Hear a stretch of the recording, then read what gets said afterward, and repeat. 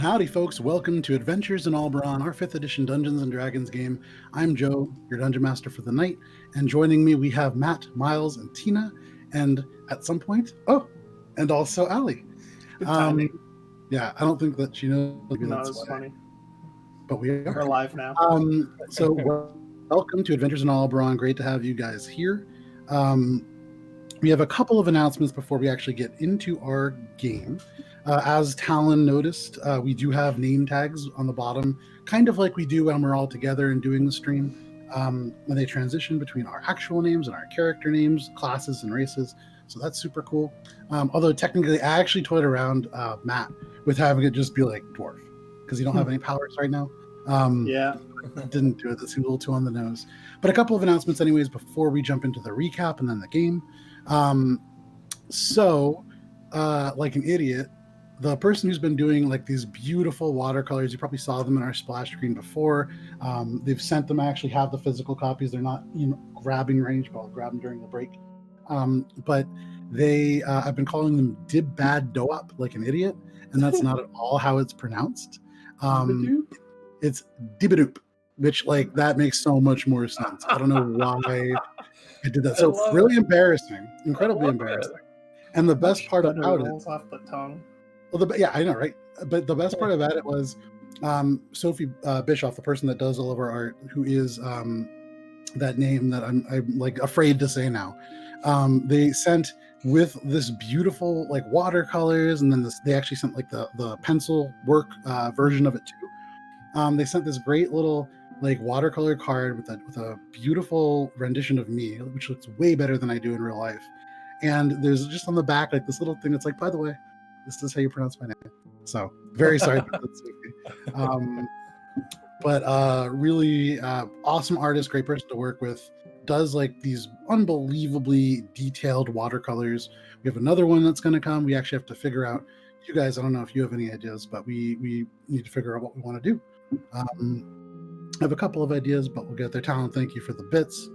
And then we have Blue Box RPG. It's like a super cool old school gaming group. They do a continuous campaign. We host them sometimes, so you might kind of come by just to see some stuff and you'll see them playing. They have awesome lighting, which I'm like super jealous of because they can do all these cool dynamic things, which I can actually do with my lamp, but I don't know where my lamp is because I was cleaning and I cleaned too much.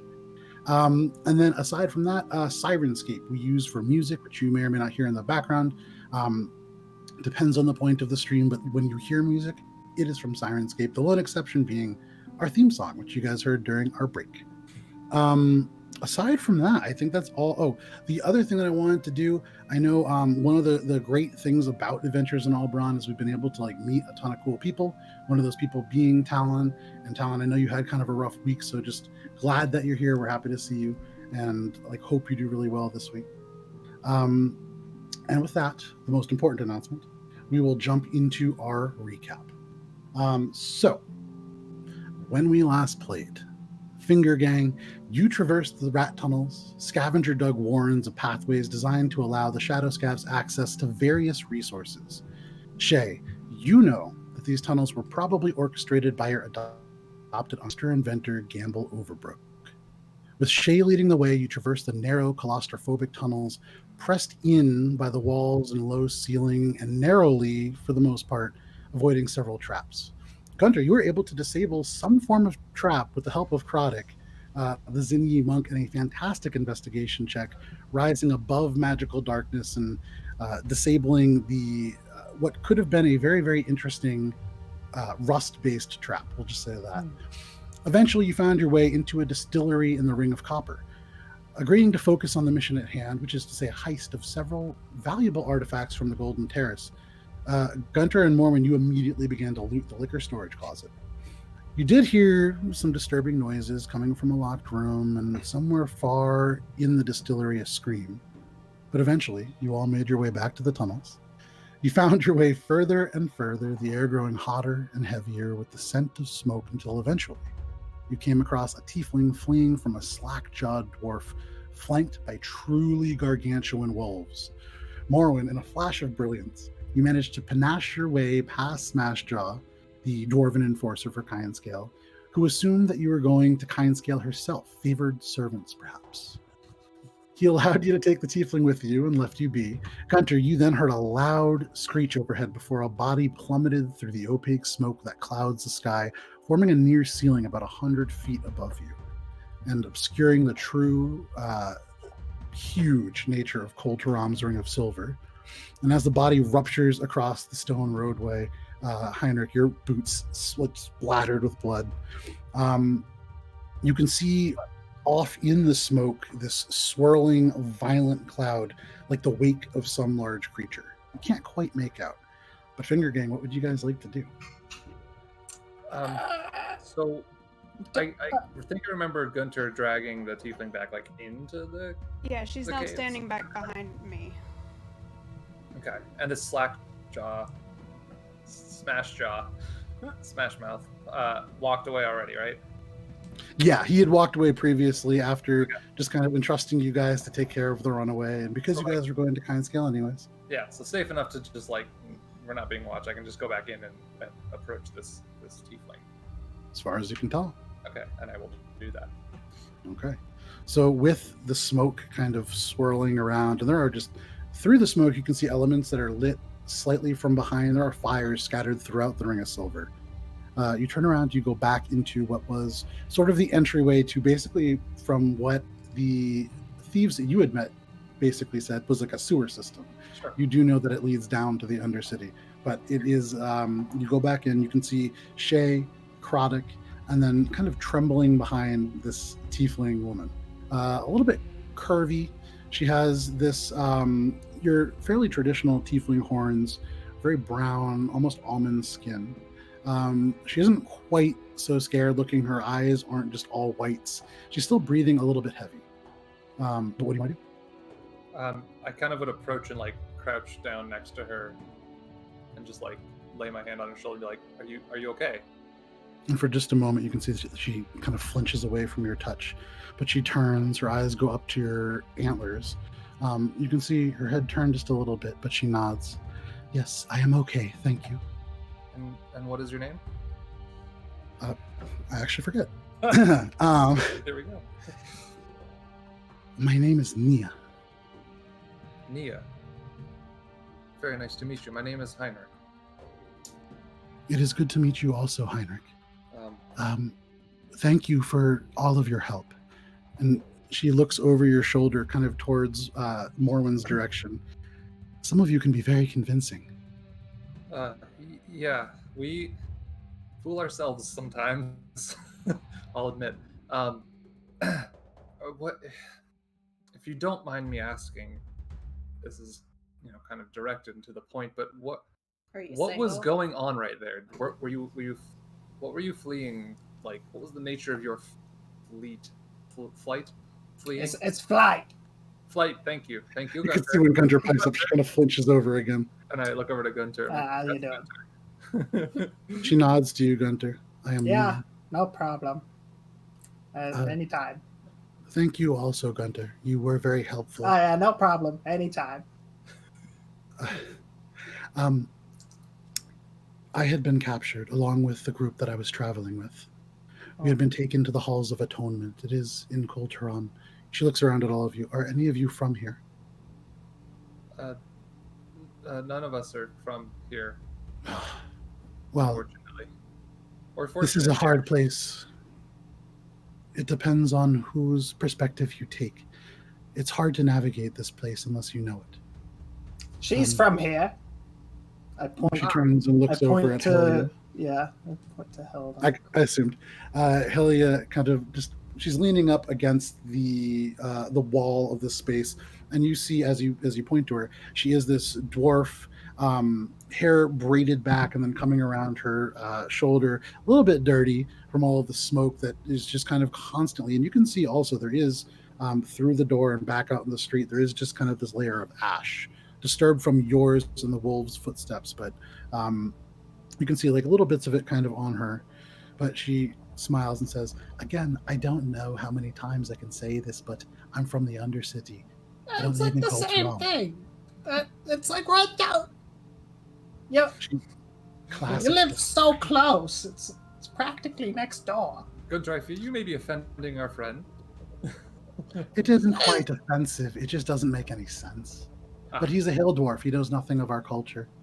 You got Coltaram, and you got the Undercity under the city of Coltaram. It's practically the... Coltaram, Warmtaram. And the tiefling for this whole thing is just kind of like looking back and forth, like very unsure of what the dynamic still in this group is.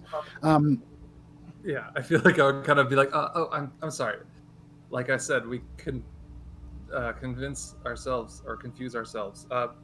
But more importantly, so you were at the where did you say it was that you were being led to? The Hall of Atonement. We were in the Halls of Atonement. Yes. Oh. What did you need to atone for? Gunter. What? I think everybody has things to atone for, but we were captured. It is when Coltaram stood a prison, I think. But now it is run by Kindscale and her army. And were there more that escaped? Or did you make a report yourself? Oh, who escaped the Halls of Atonement? No. I had an opportunity and I took it, but the others are still there, as far as I know. And who is it that you were with? I noticed, and again, direct sorry, but you were wearing a very curious sigil. She looks down and she says, "Oh," and pulls out what looks like, it's very simple, looks like pressed metal in almost like a circle. Gunter, not terribly unlike in certain ways this medallion that you have on your person. However, it is very different in the actual features of the face. This is one closed eye and one open. And she holds it out, and at holding it, you can see she almost does calm a little bit. This is Helm, and she holds it up. He is the god that we have chosen to follow. Right, and now she tucks it away again. Now, when you were in the hall, I mean, were you brought to the Halls of Atonement from nearby, or did you arrive here with another larger group of people like yourself? Well, like us, I suppose, other tieflings. Other tieflings, yes. We were trying to escape. If you are from, and pardon my assumption, but from your accent, the kingdom, then you know it is not necessarily a place where we are welcome. Well, sure enough. I mean, Port Quinn, if you've heard of it, it's not too bad about it. Getting a little better. The person who is leading us is from Port Quinn. I like feign surprise and like, oh, you don't say. What was their name? Oh yeah, maybe you guys grew up together. Yeah, probably. Only a few of us there. Yes, it was a pretty small place. Fewer than a dozen. Right. He renounced his name, I suppose, but he goes by Pilgrim, or the Pilgrim. Okay. Okay. And is he also a follower of Helm? Yes. He is the reason that we follow Helm. Where I lived before, we didn't have gods the way that all of you do. We made a pretty good living for Sarentil, for a tiefling. Out towards the edge of Bluefield, it was quite beautiful, but it was difficult. There was very little that we could do within the town. It was difficult to get supplies. There are many in that area that do, beyond just not liking us, they do hate us. I don't know if you know about the Tear, but there is a lot of mistrust for anything with horns. Familiar. Yeah.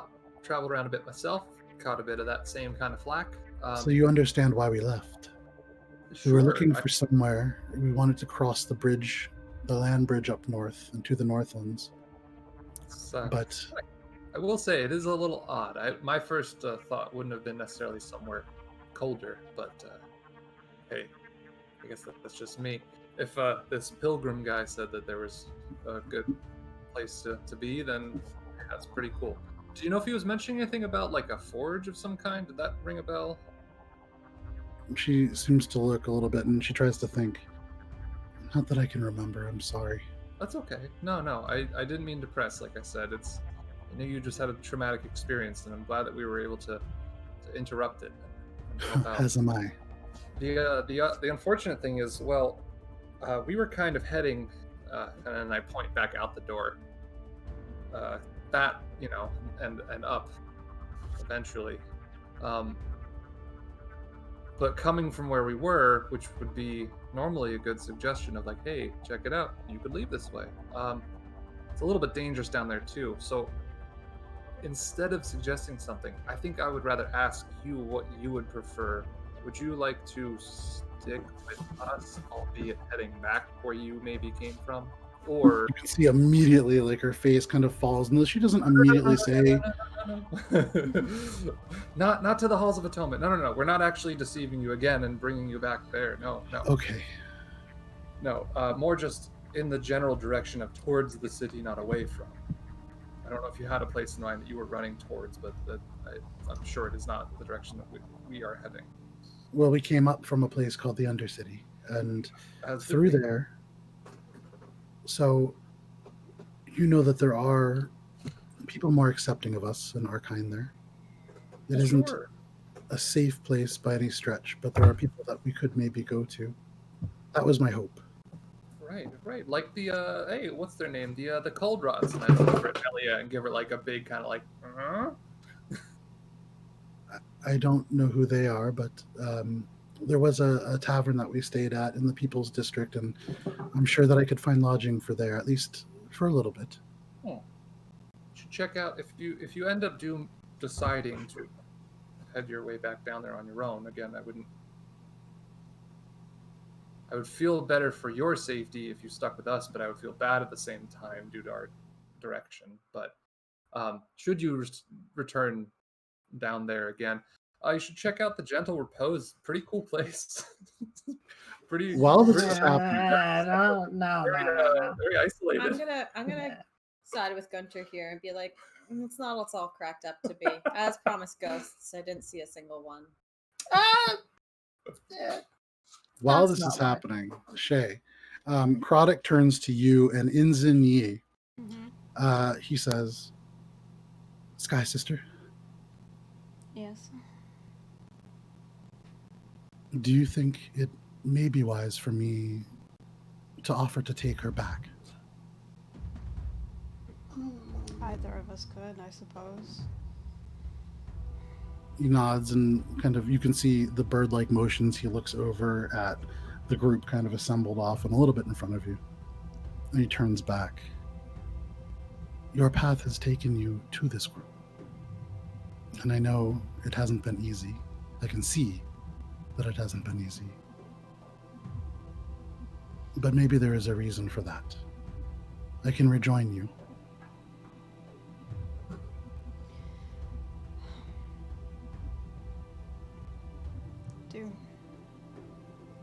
And you could see Feathers just kind of move a little bit, and he turns. And now you guys, as you're talking about these ghosts, hear or see Croddick just coming over. Excuse me. What's up, Croddick? Oh, hi. Hey, Croddick, how are you? I can bring your friend back. What? Why? What friend? I think that that turns and just sort of points to the better chance. That's not my friend. No, we just saved her.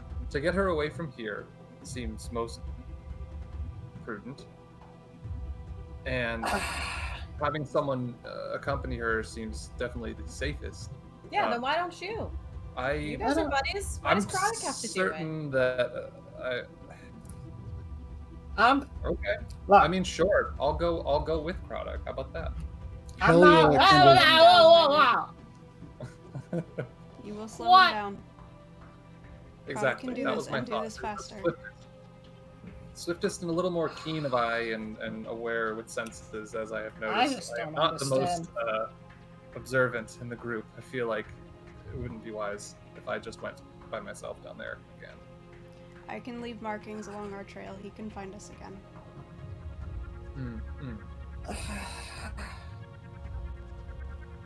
I'm just trying to think of something I might be able to give him to help. Helia also at this point speaks up and says, the other thing to remember is once you get past the second floor, there isn't so much danger. That's true. And we did sort of figure out one of the trapped rooms, and the other one you disabled, Gunter, correct? You didn't... I honestly don't see... Look, we've done a service here, right? You're welcome, again. But, sometimes you gotta let them fly on their own, so to speak. So, yeah, I think we did enough by rescuing her. I would not be able to continue on with a clean conscience, just letting her discover the traps on her own. So now everyone that we meet, you're gonna feel bad if they die at some point in the future? Gunter, as you're saying all of this, and as you especially mention, sometimes you have to fly on your own, you can see this very strange look. It's hard to place crossover Croddick. And he takes 2 steps over and raises one hand and puts it on your shoulder. He has to reach down. He's not terribly tall, but he's taller than you. And there is almost a smile that goes across the Aarakocra's beaked face. And he says... I'm still bald. I know, you're bald, no beard, 1 eyebrow hair. Wearing the Obsidian's Haste armor with a little bit of a blood stain still in it. But he puts a hand on your shoulder. You can see almost a smile. Gunter. Hey, that's me. What's up? This is a world that is very hard. Yeah. I think sometimes the easiest way for us to make it through, the only way for us to make it through, is to find power in each other. Okay. So I will help this person, and sometime, maybe not soon, they will help us. Indirectly, maybe. No, I see what you mean. Yeah, it's a little, I scratch your back, you scratch my back. Hey. No, Croddick, you're not scratching her back. No, we're not. He's not going to scratch her back. Relax. And I looked at her and I'm like, and you better not scratch his. Oh my God. Calm down. She kind of draws back a little bit, and she was kind of rubbing her shoulder before, but now she's like full on, just kind of like, who are these people? But he looks at you again, Gunter, and says, exactly. Even the smallest stone dropped into a pond will create ripples. Yeah. So do bodies. They create Turns, traps, actually. Oh, and you yeah. can see and then I start kind of wiping off the boots with a bit of cloth. Yeah, Croddick also kind of cranes his head and he looks out the way towards where you can see just like the 1 foot, which is like turned all the way around on the street outside. I have Spare the Dying ready, but it's not really. Yeah, I think you look over and you don't need a medicine check to know they're probably beyond Spare the Dying. Bring them back to consciousness at that point. The remains actually don't all fit within the area of the spell, so yeah, it's pretty difficult. They are splattered across the street, but so Croddick walks over and he inclines his head just a little bit to the tiefling, and he says, I will bring you back to the Undercity and get you to the place that you wish to stay. And then I will return and help them. And you can see the tiefling looks over to you, Heinrich. Do you think this is a good idea? I think... I'm going to stand behind Heinrich and mean mugger. I think... I kind of like do one of these. I think that if your goal was safety, this would be wisest. I would not feel comfortable bringing you knowing that we're heading right back into all of that. And I, gesture to the flaming city with bodies falling from the sky. And even as you say that, you can hear somewhere overhead this kind of like, and somebody falling perhaps. But I little peace of mind for myself, and I got a lot of shit. I have a lot of gifts to give people. Let's just put it this way. This one specifically comes in the form of self-defense. Do you have any weapons of your own just to protect yourself should you encounter, the two of you encounter anything? She turns to Croddick, and there is just a brief moment where she kind of examines him, and Morwen, for you especially, she does just look him up and down. But she says, I think if you say he is trustworthy, He will keep me safe. Oh, And she yeah, turns and Chronic's kind of great. looks up at him, right? And Krodek nods. He's Okay. he's real strong, you know. That's totally fine. I mean, if you're not even a fighter, that's I wouldn't feel like handing you a weapon would be a good idea. Anyways, that's fine. Also, we just met her. Don't just harm her. That's fine. I trust her. I know. It's a thing. Never mind. So now we're trusting every person that we meet as well. I would prefer not to have any Not every- weapon if that is okay. Also, Yeah, that's great. Absolutely. Yeah, Krodek- you've got two right there. Boom, boom, and I point to Krodek's fists. and you see as you do that, Krodek kind of turns and looks behind him for whatever it is that you're pointing at. He doesn't quite get it. I was But, pointing at you. But before you depart, and you are in good hands, wings. You're in good She's company. not going to be in his wings or arms. Sorry. Is the rest of your group this pilgrim as well? Are they all captured and there, or do some of them still, are some of them still free? And if so, where might we, if our path leads nearby, where might we encounter them? As far as I know, there are none free, but we all didn't make it to the Halls of Atonement. Oh. Okay, so your whole group was captured and unfortunate other things. Okay. Well, I wish you the best, and I hope that if we return, we would meet you again in better circumstances. Whatever it is that you're doing, I hope you accomplish it. And I'm glad that our paths crossed. So do I. I don't expect you to go and help somebody that you just met, but if you do, if whatever it is that you're doing brings you to the Ring of Copper and you find some way to do so, the Pilgrim is somebody who helped a great many of us. Oh, sorry. Halls of Atonement, Ring of Copper? Yeah. Okay. Yes. Yeah. Cool. Shit. I didn't even think about that. I do hope that we would be able to help as many as we can. That's sort of, at least my intentions here. Our group is a loose-knit one, if you couldn't tell. I'd have our own motivations. We've been through a lot. Thank you. To me. Yeah.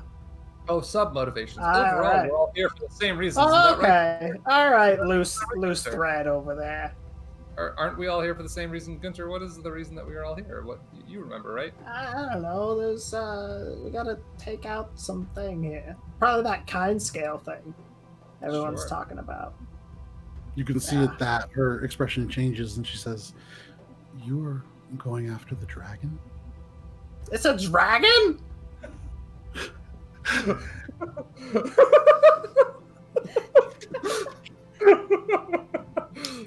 Wonderful. I would just kind of like cross my arms and just look kind of blankly at Gunter. He, at this point, you can see she looks at you and says, "How did you get here without knowing that all of Poltaram is under siege by a dragon?" A long Susan! far longer than we have to tell. You should begin our track down. Shay is right. I believe, yes, you should. I don't know what your motivations are, but please trust me when I say there No, is I no don't. beating her. She has many powerful allies by her side. Even drawing near her brings on a terror that's hard to explain. We've heard stories. Well, most of us have heard stories. We will be, wherever it is that we end up going, we will be on our guard. That is sort of our new mantra as of late. Well, wherever it is that you do go, and whatever it is that you do decide to do. She goes out, and you can see through the kind of traveler's robe she's kind of like holding that that symbol of Helm. I hope that Helm guides your path. And she turns, and Krodek also kind of turns with her. No. I make sure to hug Krodek, and then Okay. like giving her the like. You can see his arms kind of out, and then slowly the muscular arms of this Aarakocra encircle you awkwardly. Hugs within Zinyi culture, not super common, if I'm not mistaken. There are other kind of more subtle ways to show affection. But he I give him a big old smooch. okay. Just like on the side of the face, or what are you doing here? Just pecking the end of his beak. No, I'm just kidding. No, yeah, I'll just give How him does that? on the cheek. Oh man, going into. I don't want to. Let's not go there. We don't have to yet. Thank you. I All right. Anyways, we're gonna ignore the yet part of that sentence. He accepts it and turns. You can see the feathers kind of ruffle, not in an agitated way. He's experiencing some emotions, but he turns and he nods to you, Shay, In Zinyi, Sky Sister. I say, may the sky fill your wings, brother. He nods and says, "Eightfold are the path, sister." And he turns. Tap on the butt on his way out. And you can see as you do that, his legs shift instantly, and his hand already kind of goes back for the spear, and he just stops and kind of awkwardly puts his hand back. And kind of, yeah, it's like the little banana step, and then he kind of nods to you. Marwyn, you are frequently confusing, but I enjoy your company. And he escorts her back and then down into the rat tunnels. All right, get back soon, buddy. We'll see you later. You hear from downside very softly this kind of, but you don't actually make out words. It's already too far. His hearing is very good though. And he said, "Gunter, take charge." So Helia, after all this, kind of pushes herself off of the wall. All right, so all the innocents are safe. Shall we get going? What direction are we going? Well, sorry for that. It was just opportune. If we met them in the middle, I would just point them in the direction and we would continue our way. We were just here. You know, wolves are bad news. If you had two big wolves about to chomp down on you, would you want someone to just say, "Oh, never mind, too busy for that"? Well, we don't have wolves in the Undercity now. You just... You guys are weird, hairless skin things. The deep dog. What did you call me? Not you. Listen, I don't think any of you quite understand how valuable the things that we're going after are. Right. One is an artifact of legend, lore, and things that go back beyond this age. The necklace is one of the most valuable things that you could find on this side of Mythelstream, perhaps. And the Artificer's Heart sounds very interesting. I don't really know what it does, but bringing anything to life, I have ideas. I had a thought, actually. Is that one up for grabs? Well, hold on. I had a thought before. Do you know what this thing looks like, the Artificer's Heart, by the way? Just out of curiosity. You don't Vague idea. It's described as being roughly the size of a watermelon, if you have those where you're from. Yeah. Is it contained in something? Is it protected by some sort of, I don't know, I guess container of some kind? Well, apparently it's protected by a dragon. Well, that's not news to anyone. Who knew? I did. It's an interesting problem, though, because the Gold Terrace is in the Ring of Gold, and that is where this dragon resides. Well, sure. I mean, you say dragon and gold and rings of treasure, and everyone growing up in at least Dominion, as far as I know, shares the same stories of that when you're a kid. You know, it's not surprising that it would reside there. It is a problem. Yes, I agree. But I had a question, that specific question, because do you think that it might be something like this? And I pull out the drawing that I found on the table that Ilktai had abandoned. So, pulling out the drawing, she looks at it and she kind of shakes her head. Doesn't look like much of a heart to me.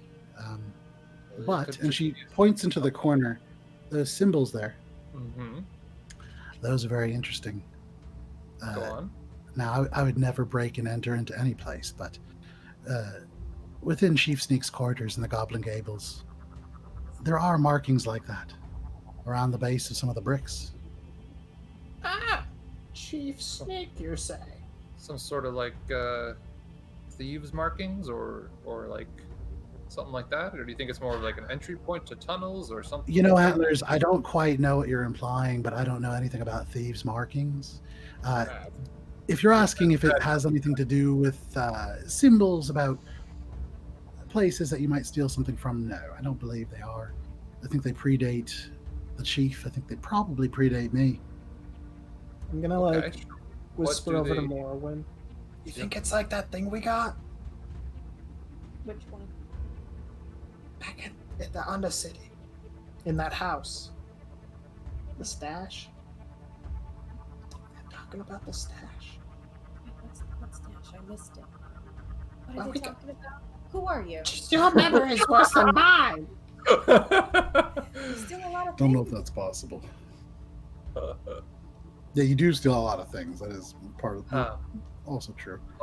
Well, what specific meaning do these markings carry, at least to your knowledge, then?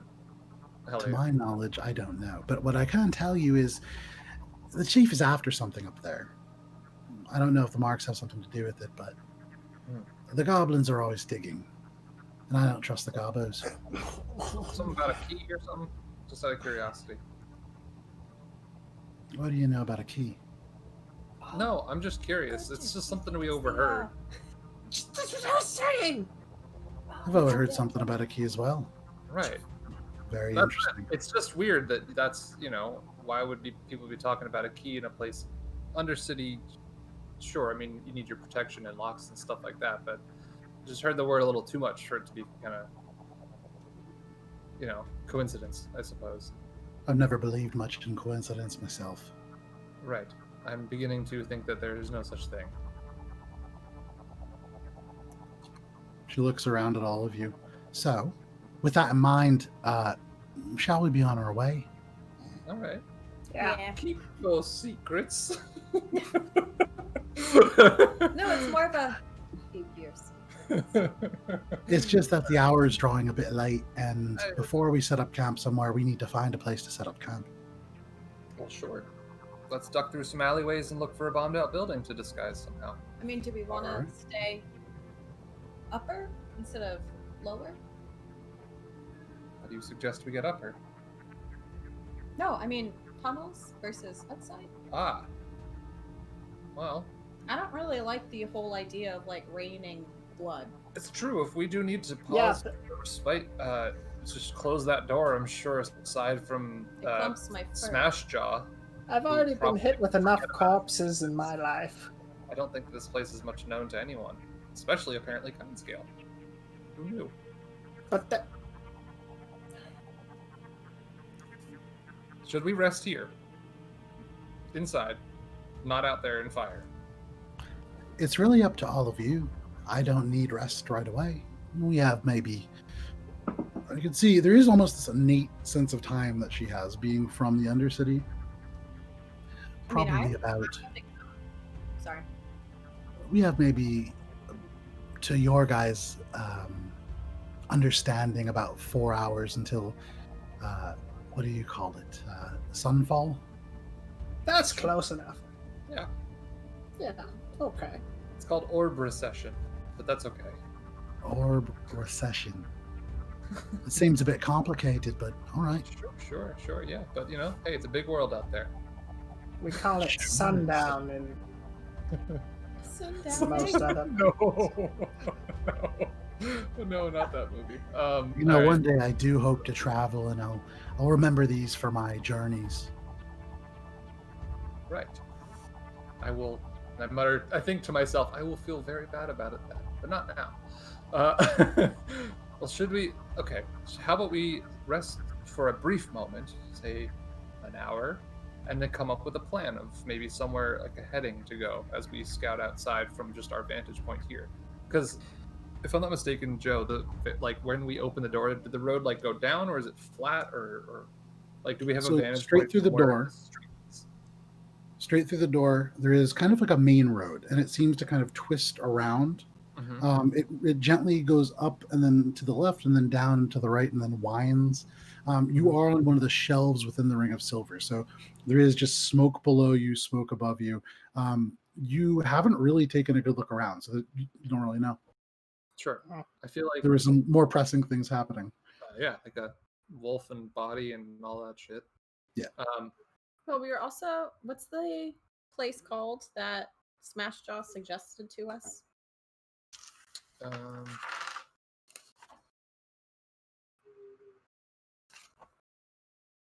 Didn't write it.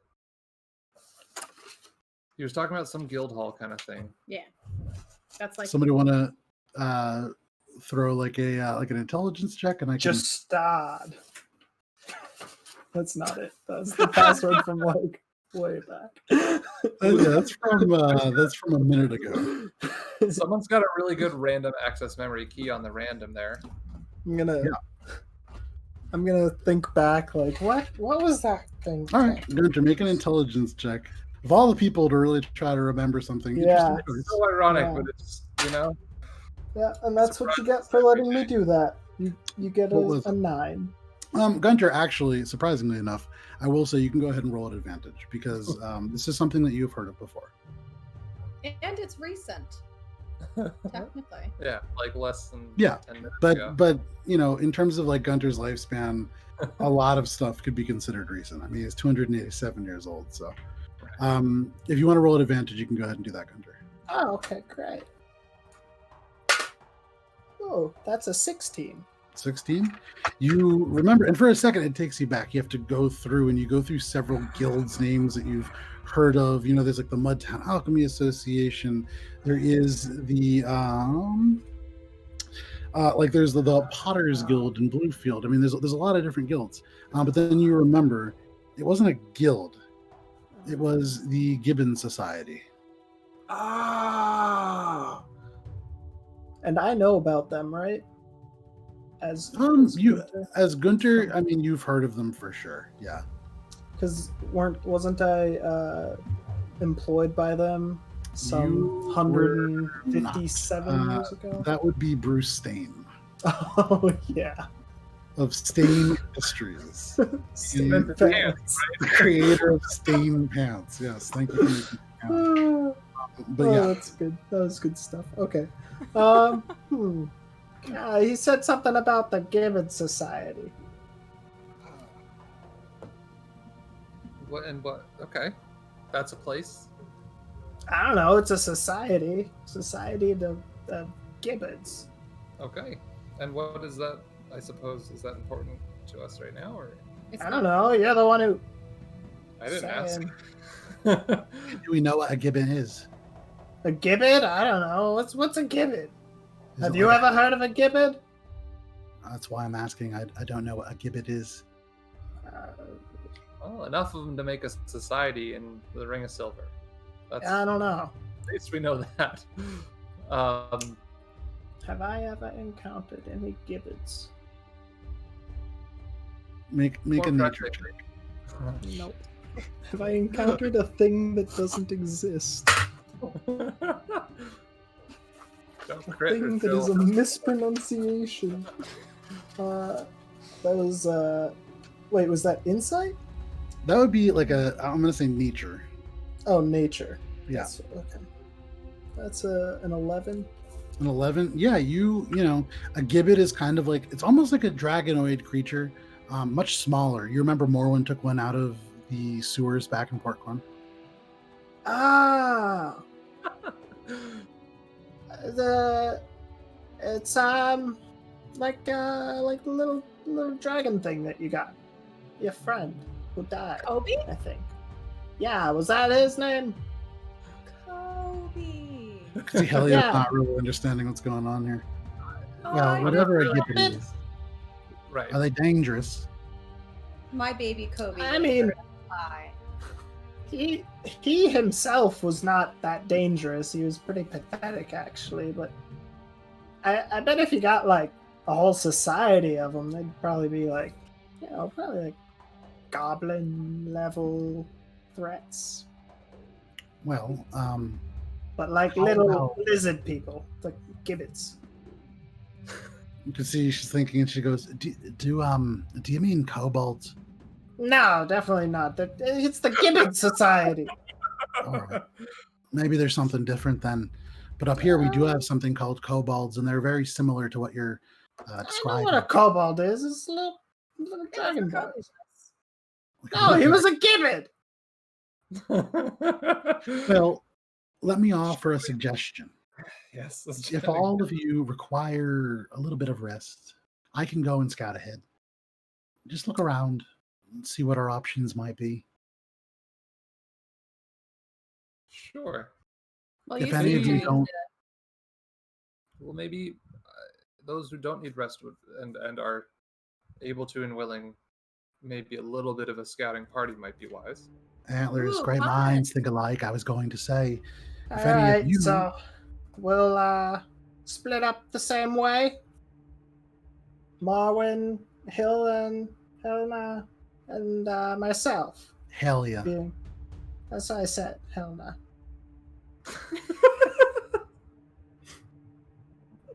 Sure. Yeah, let's go. Okay. You can see she like almost wants to say something, but then she looks at like your lack of a beard and your lack of hair, and she's kind of like, you know what, this guy's having a rough day. She has pity for him. Yeah. I mean, she's a dwarf. She understands kind of the impact of losing your beard. That's like a pretty serious thing. I mean, she But lost hers. so you wouldn't know that. Never mind. So Morwen, Gunter, Yes. the two of you want to accompany me out, and we can take a look and see what's what. Yes, bitch. Let's go scouting. I'm stretching, get myself ready to be sneaky. All right. Or it's just like an influencer before there was a thing. Yeah. Yeah. What's a hashtag? No, go ahead and Gunter and Morwen roll stealth checks, please. Nice. 13. 28. Okay. Gunter, not the quietest of people, but luckily, when it is the three of you traveling together, you are traveling with two very quiet individuals. So Gunter, as you make missteps, and it's kind of annoying, every now and then Helia kind of bumps into you a little bit, almost like she just like a little too close. More when you, as you sneak through, silent, not even disturbing the rubble, as you look behind you in the ash, your paw prints don't even really rise up. You can see Helia's kind of like every now and then Gunter's about to step on like a bone, and Helia just kind of knocks him out of the way a little bit. He's kind of just like compensating for his lack of stealth. But as a group, you guys kind of make your way out. And you find yourself on a street. There are broken buildings that kind of line this long hooking avenue. Gunter, I would say go ahead and make a perception check. I'm gonna look real strong. Real strong look.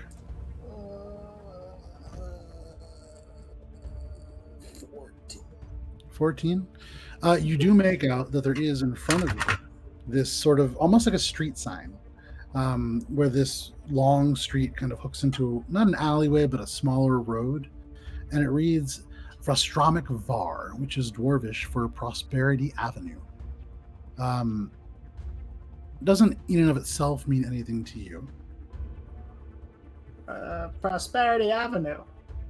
Ooh, It's that probably- sounds fancy. Sounds prosperous. But as you guys all look around the space, you can see there are very few buildings not showing signs of damage. This road extends sloping slightly up in the direction that you guys remember Smashjaw and his pack of wolves wandered off in. And then it curves and winds gradually downwards towards where the shelf that you guys are on falls off into just the smoke and the fire. There are like little alleyways between each building. There are varying degrees of just like regular urban clutter, and then also debris and rubble and ruin in a lot of places that make some of them easier to traverse than others. You really can't see that far beyond the actual shelf that you're on itself. The smoke is billowing from hundreds of fires that smolder and rage throughout the Ring of Silver. It is this almost permanent smoky dawn within the space. Are there You guys any... are also probably pushing about 100 degrees in freedom units. But yeah, go ahead, Gunter. Are there any like signs of life or activity anywhere around that are? With a perception check of 14, nearby? you don't immediately make out anything. And it's difficult because the smoke is actively moving. There are like flickering flames here and there. Every now and then from behind you, you hear like the like rubble falling from somewhere. But you don't see any living creatures immediately. You see, there's a couple of houses around. There are a few larger buildings that may have been markets or taverns at different points. Are there any buildings that seem undamaged or untouched? Make a perception check.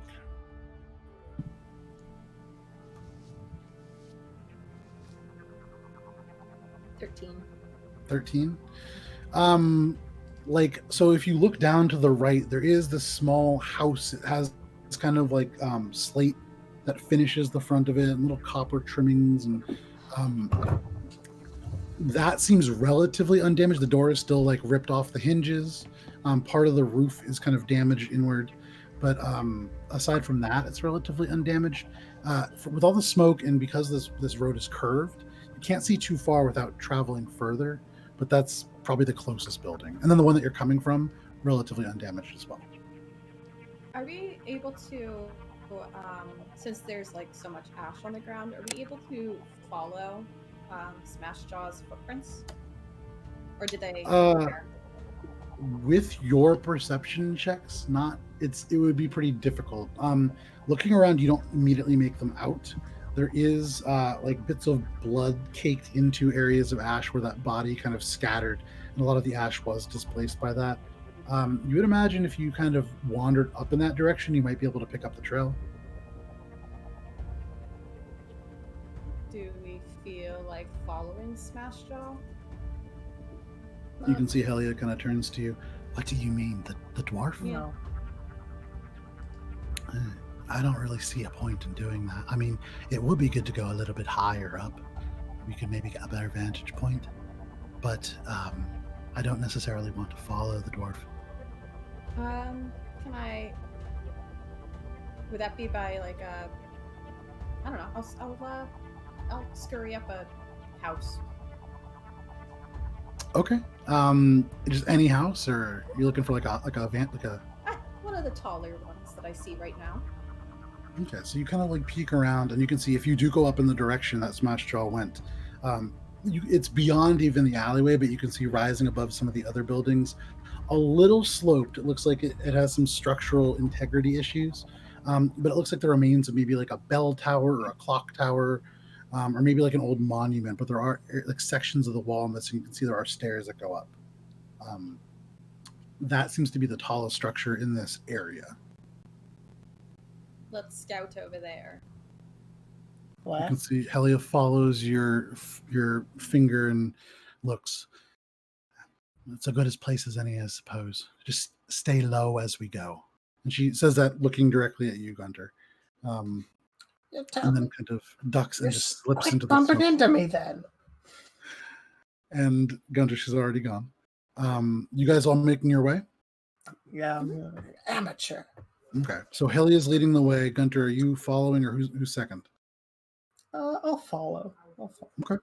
I feel like I should be sandwiched between people who are actually talented at this. Sure. And then Morrowind behind. You guys kind of creep your way through, ducking into alleyways and skirting through areas of rubble. Here and there you see walls entirely collapsed inwards with broken bookcases, and there are containers here and there, but they've been broken open, and there are sort of like broken glasses and cups. You would imagine a lot of the things of value have been taken. But as you pick your way through, you eventually make your way to the base of what is sort of like a bell tower, maybe. It is probably about 80 feet tall. You actually can't even see the top of it all the time because smoke does kind of billow across. The stone itself is like a pale blue-gray, mottled with rust-colored tinges of orange that hint at maybe elements of metal being in it. There are stairs. You can see there isn't necessarily a doorway. It's the stone arch that has been built up. And there are stairs that kind of zig and zag up. And I would say from this vantage point, you could see elements of machinery, old brass cogs, They are not currently moving.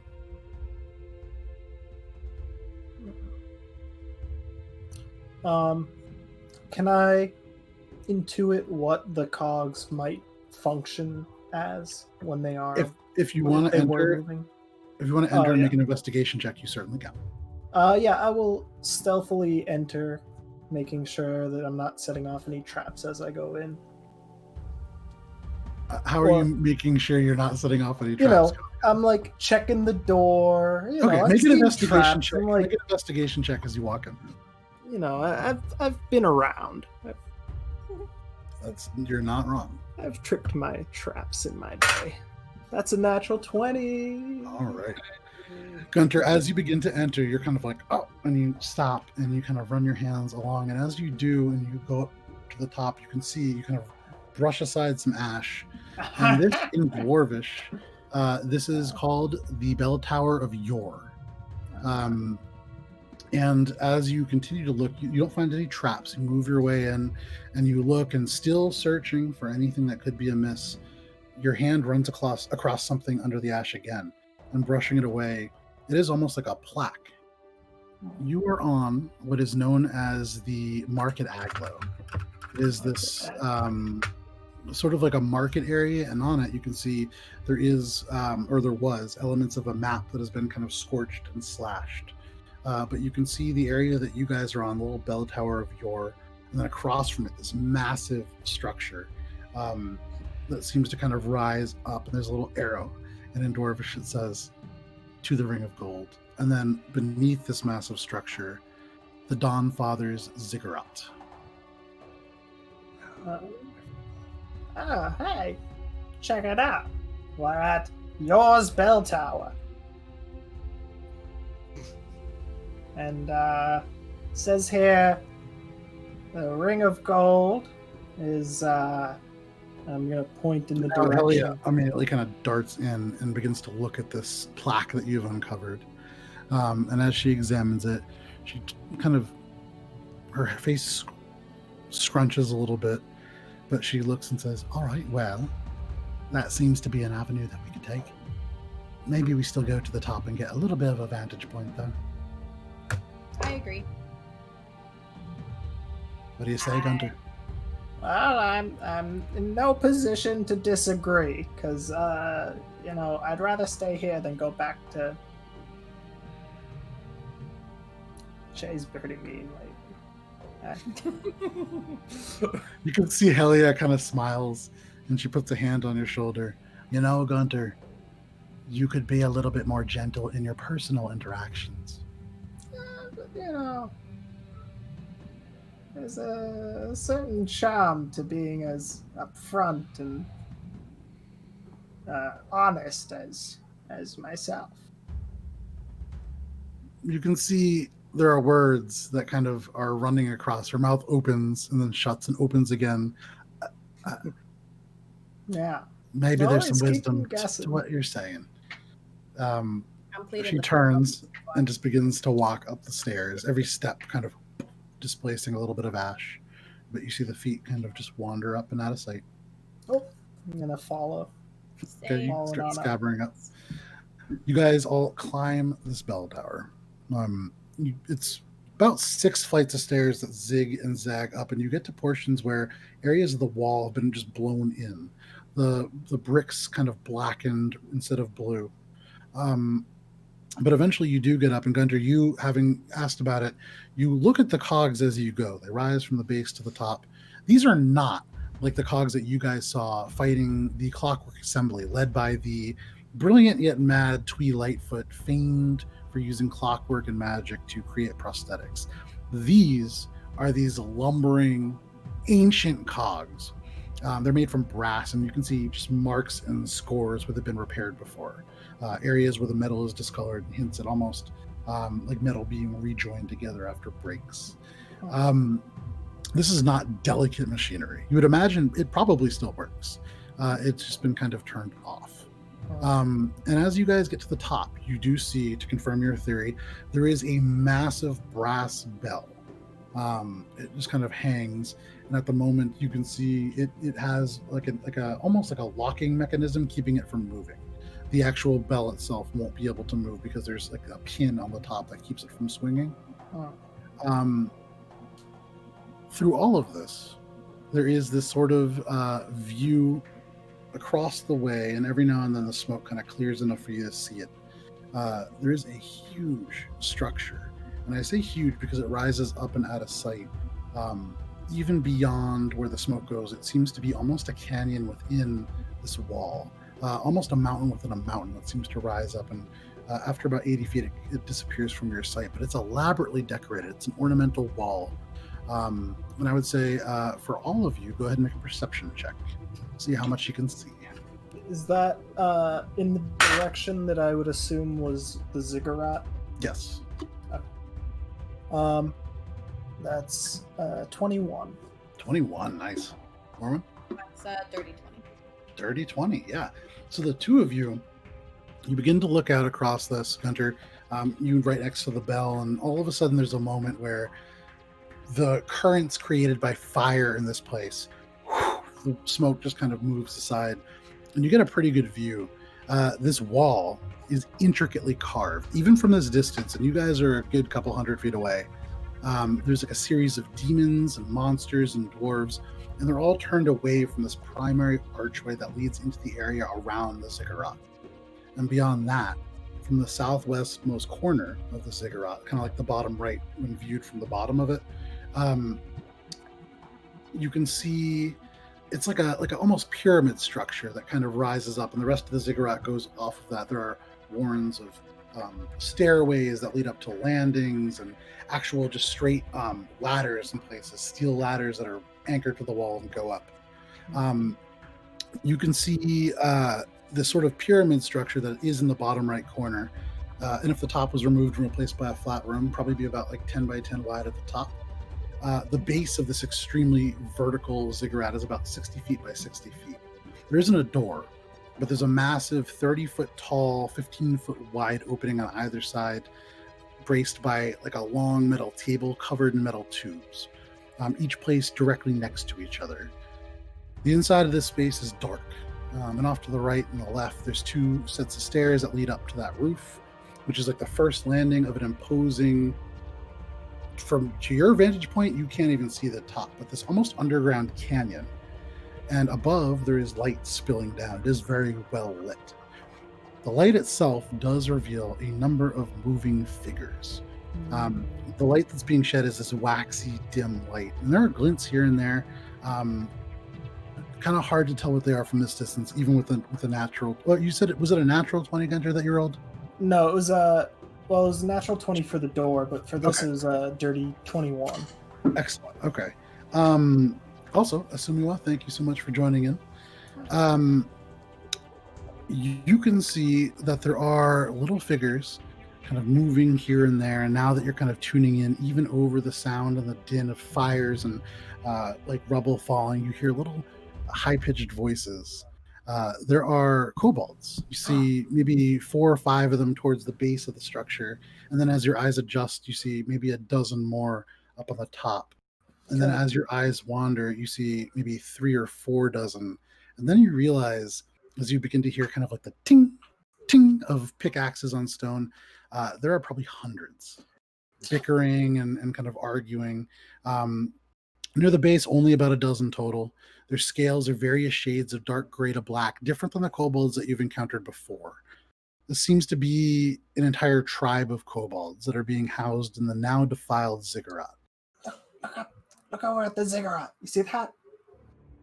It's the Gibbet Society. Kobolds. Those are the gibbets, see? And you see Helia now come over and just cast a hand up. And then all of a sudden she goes, Gunter, those are kobolds. It's gibbets. He said it himself. He's part of the Gibbet Society. Marwyn, these are kobolds, right? I agree. Maybe they're like a subspecies. Okay, Gunter, they're a subspecies. These are the gibbets. That's fine. I mean, maybe it's just, different words for the same thing. Like, I call the them morning star, evening star problem. You mean the orb of recession? You mean night? That's enough. That's the same. Yes, it's all part of the same philosophical dilemma. But I don't think this is the time for that. I'm gonna just chalk this up to cultural differences. That's what most people do. Look, I would imagine, based on the plaque downstairs, this ziggurat, if we were to ascend it, would lead to the Ring of Gold. The hundreds of kobolds may be a bit of a problem. Morwen, I imagine you and I could probably make it up. And I remember Antler said something about there being an ability to move very quickly, very fast. Some distance, he said.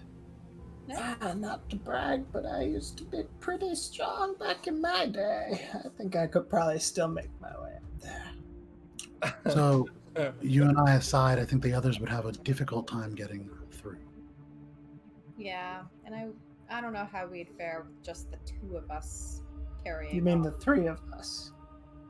Yes. Yeah, the three of us, of course. Of course I do. But yeah, I don't know. Maybe we should report back to the others and see what they think. Oh, absolutely. I can tell you what they're gonna think. We're not making moves now, but They're now gonna that think, we've got something to report back with. oh wow, there are kobolds and stuff ahead, so we should probably find another way to get around. That too. And then we're gonna encounter something there, and it's probably gonna be worse. I'm spitballing here, but that's what I'm foreseeing happening given the chain of events that has led me here. I'm a little bit confused. Where is the worst thing going to be? Wherever we decide to go, when we tell them that there are kobolds here, gibbons. Ah, well, I believe that I've made my point. They are kobolds. But secondly, I also think, given your luck, you're probably not wrong. Yeah.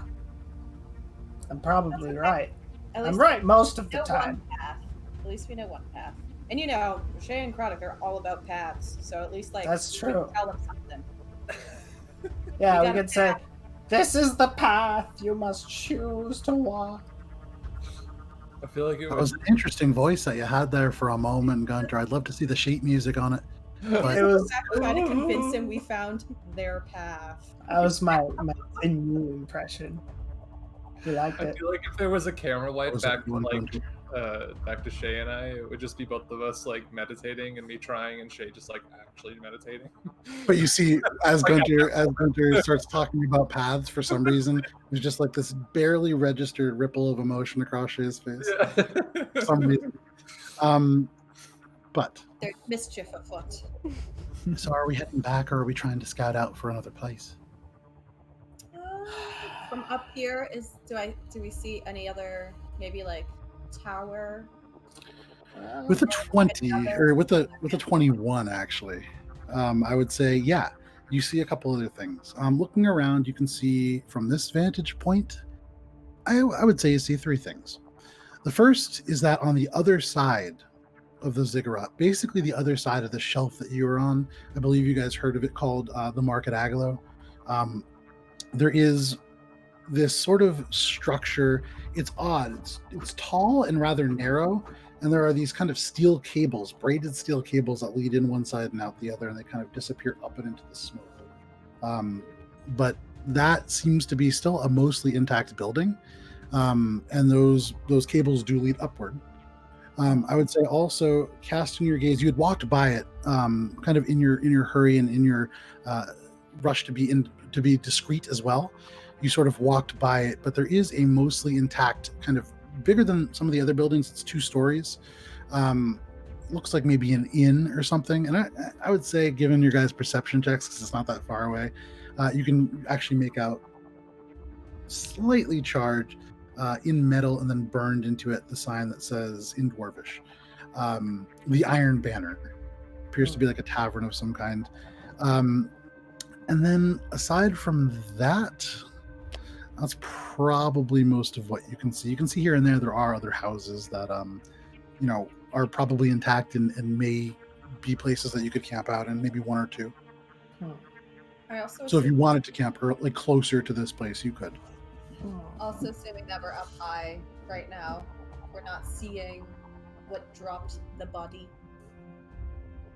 As you cast your gaze about and into the smoke, even with that perception check, you don't see anything. You don't see weird kind of contrails through the smoke. You don't see displacement. Whatever that was, it's either high above you or it is gone for the moment. All right. Well, do you guys want to check out these other vantage points while we're out here, just to get more of a look-see, or are we all set? Say what eeny meeny. You've been to one vantage point. This is probably the best. It's gonna get worse from here. Okay. But we should go. We'll get it over with. I think at this point, Antlers is probably finished resting, so we could even press on from there. He's probably been finished for a bit now, I'd guess. But yeah, let's go. You can see like a weird look across her face as you say that, but she nods. Yeah, let's go. She begins to walk down the stairs. Meanwhile, Heinrich, Shay, what are you guys doing? You're back within the actual sort of housing or the external housing for the sewer. I guess kind of keeping an ear out for anything coming. Okay, make a perception check. And I would definitely be attempting this meditation thing again.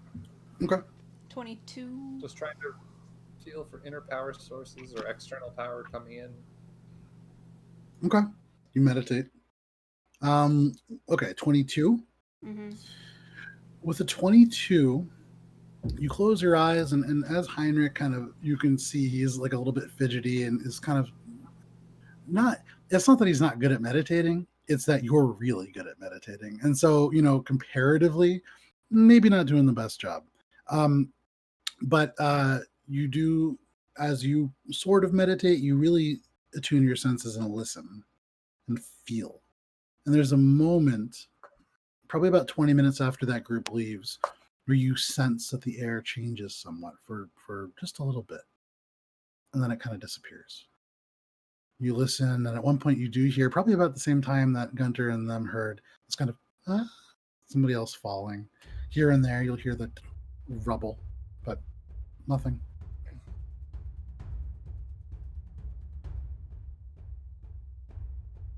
Anything else you guys want to do?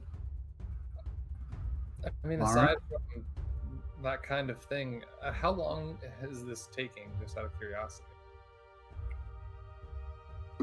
Probably about 30 minutes for them to get there, examine everything, climb, and then kind of look out. That's probably about a half an hour. Yeah, okay. And it's not very far away, but that's with them taking their time, being stealthy. Yeah. I feel like I'll take a moment to just be like, Shay, I get bored of meditating. Shay, how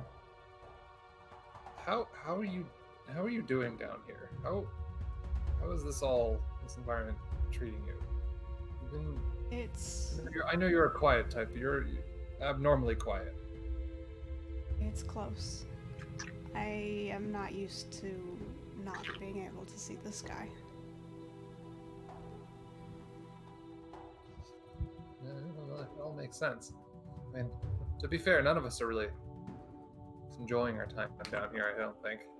It's I can imagine it was a great splendor when it was, what it was, but even then I feel like it would be kind of uncomfortable and cramped. 'Tis the nature of dwarves, I suppose. Yeah. And for you, Heinrich, more than others, I mean, the doorways are not terribly tall here. Like for you, because I mean, Shay, little on the short side. Actually, almost everybody in your group is a little on the short side. Even Karadok is only about 5'7". You are about 6'1". So for you, more than everybody else, this is like a little. It's like when you go back to your kindergarten classroom, like a little less bad than that, but it's a small space. The way that sitting in a child's desk feels, but as a doorway. Yeah. You're just like, yeah, this is functional. Exactly. It is cramped. Yeah, agreed. Well, hopefully this won't last too long. Are we still going after Kindscale? I'm so confused now. I feel like we've sort of let things kind of spiral out and take natural courses, which, I know your people are all about finding the path and just following it, but it seems like we're just wandering like perpendicular to so many paths and just crossing them. There are many things here that I have found that pull at all of our attention. Right. It would behoove us to continue and to focus on the mission, but I fear that that will not be the case. Well, here's something that I was thinking of, and you may agree, a little bit of an analogy if you don't mind me indulging me, but paths aren't always straight, surely. They're, sometimes circuitous and double back, all that kind of and thing. Sometimes it leads nowhere. Exactly, but sometimes they do, even if they seem like they don't. I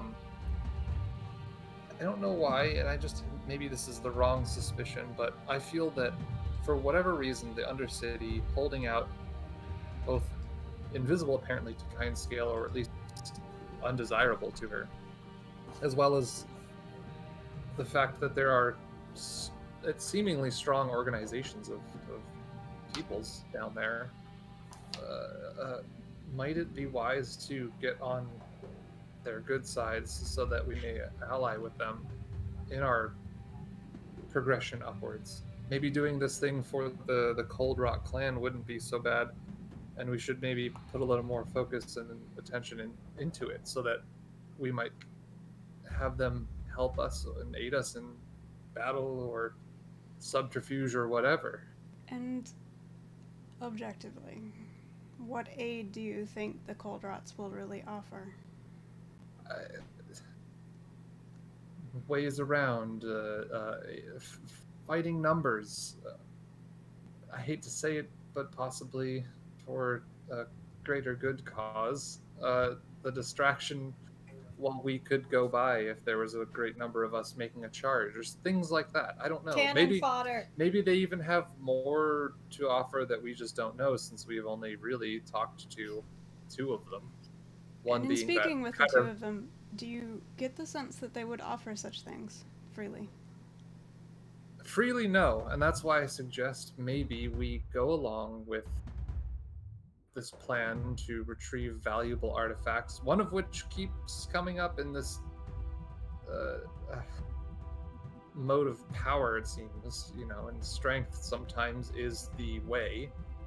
This axe thing that she keeps talking about, hey, that might be something of value in a fight against a dragon, certainly.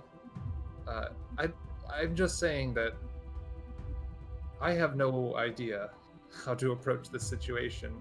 You would remember, Heinrich, that Helia did specifically say that the Lenjar, that legendary axe, that was really what they were after, but everything else was negotiable. Right. Regardless of that they would want it or not, I mean, it's a powerful thing. But do you see where I'm going with this? It's that we are 5 with Chronic when he returns against this, that, all of this out here.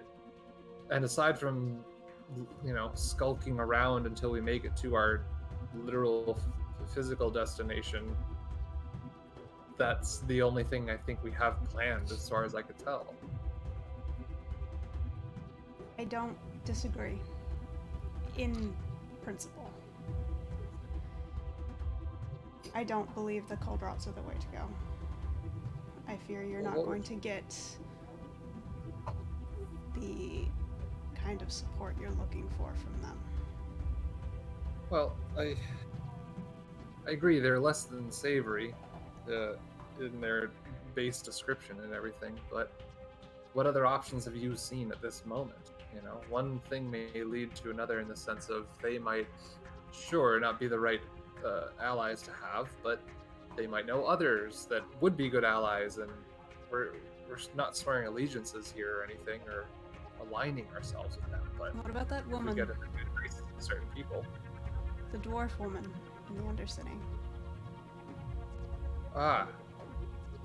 I have her name. You mean Zelga? Yes. The one with the large staff, the stone staff? Yes. Zelga the Stone Staff. Correct.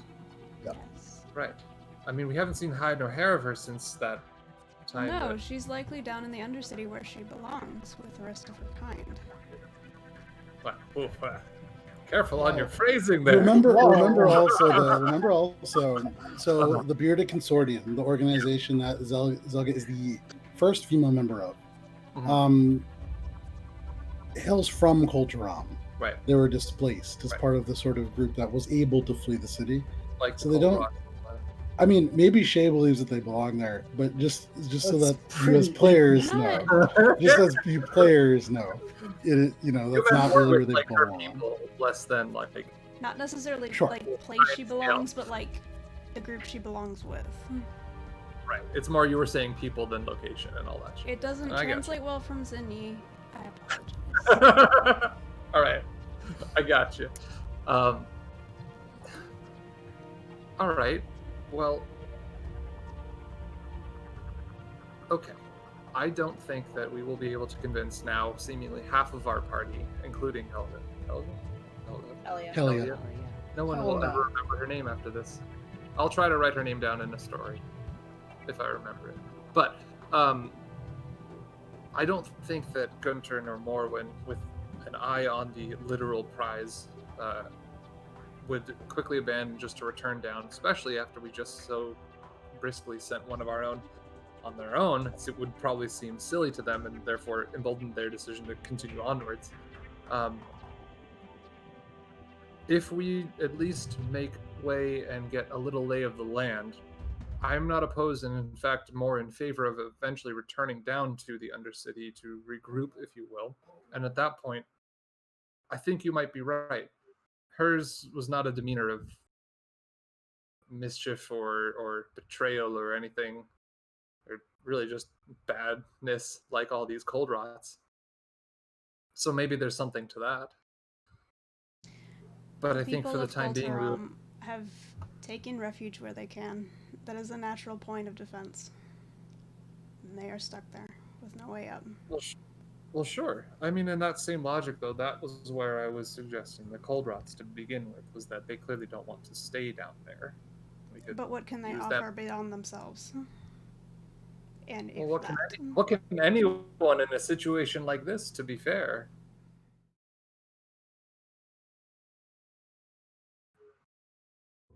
I think it would be best if we, What you are proposing... as best as we could, expedite this whatever journey that you and I are tagged along with, so that we may conclude it and then find a better path up to our real goal, to being here.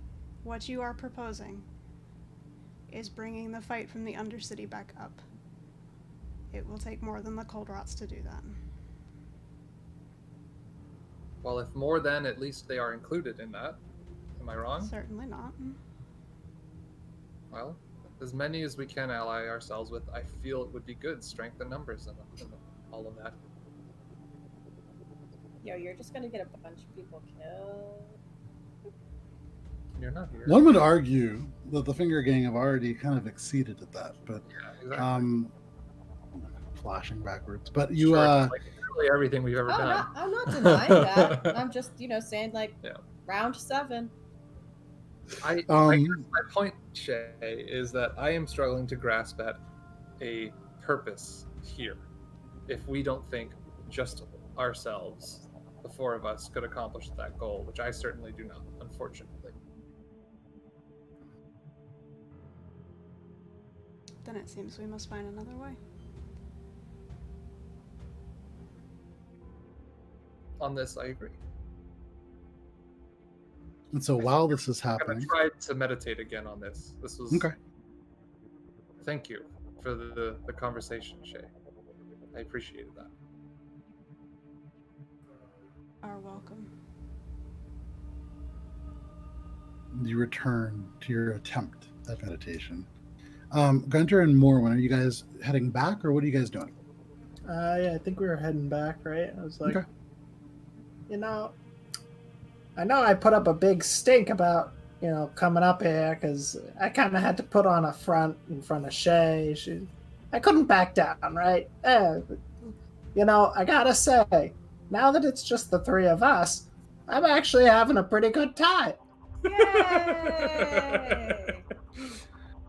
You can see Elliot. She doesn't turn around, but she does say over her shoulder, I'm glad that you're having a good time, Gunter, but you also haven't been kidnapped by a giant creature or by an organization of thieves or by really anybody. So Well, not yet. She turns now at this. I think something bad has happened to all of us down here, with the exception of you. So I'm glad you're having a good time, but maybe be more respectful for those of us who have lost something. And she continues. But aren't we gonna go find it? Wasn't that... She's still just walking. But you guys, without too much trouble... Or is it just Gunter? I'm sorry, what? Nothing. It's just making... So Gunter, you and the rest of the group make your way back. And so, you, Heinrich, right as you start trying to meditate again, you are aware of the fact that you hear this a little bit ahead, but you actually kind of know the footsteps. Especially of Gunter, who is very, very, you hear Gunter long before you hear Morwen and Hylia. You kind of know that they're coming back. Heinrich, you're about to kind of find some kind of a center for the first time. It took you a while to get comfortable, and you had an itch, and you had to scratch it, and then, all these, distractions. Then finally, you're about to find a place where you're almost okay, the flame, and then you just kind of hear, you're exactly that. Oh, he does sound like that sometimes.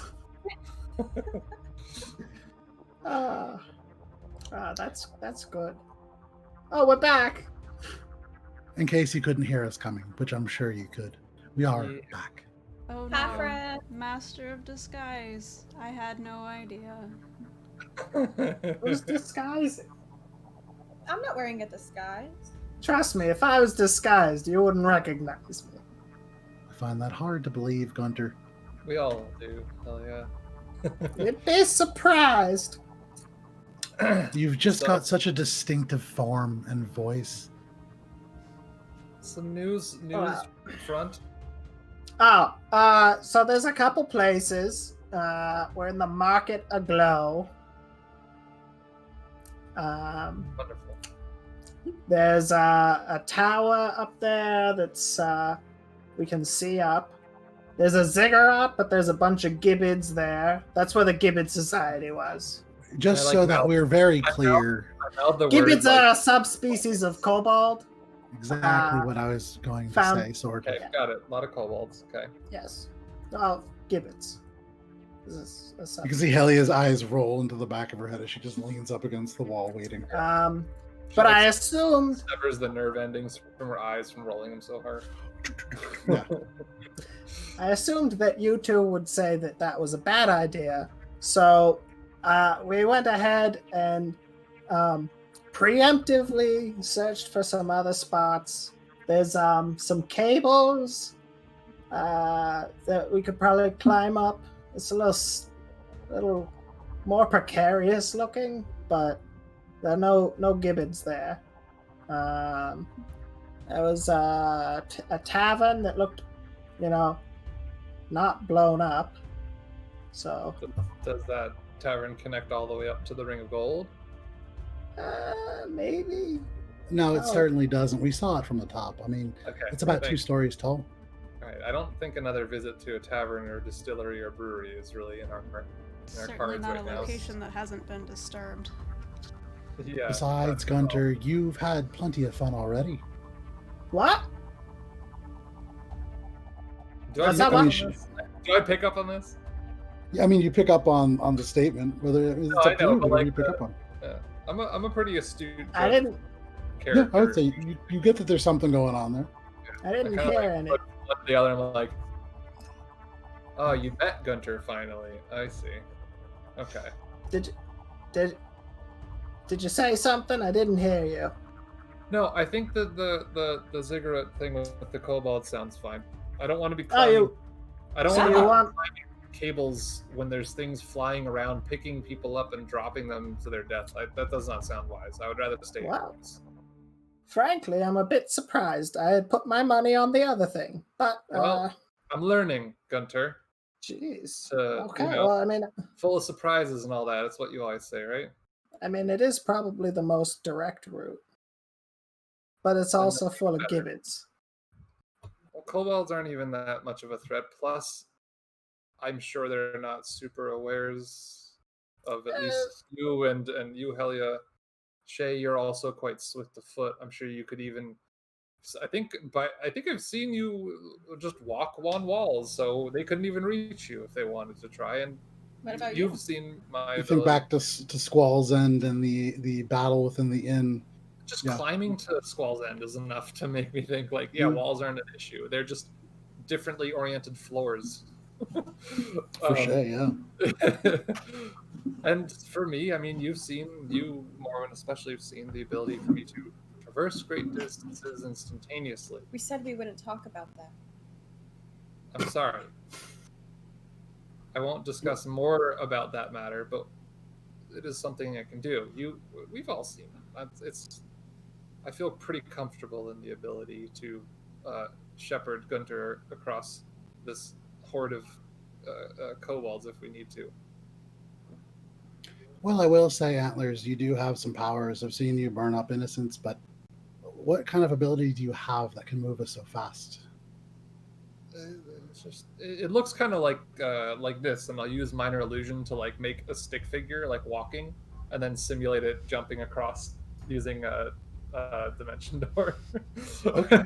So like it'll be like this. Like we'll be walking, and then it'll just be like, whoop.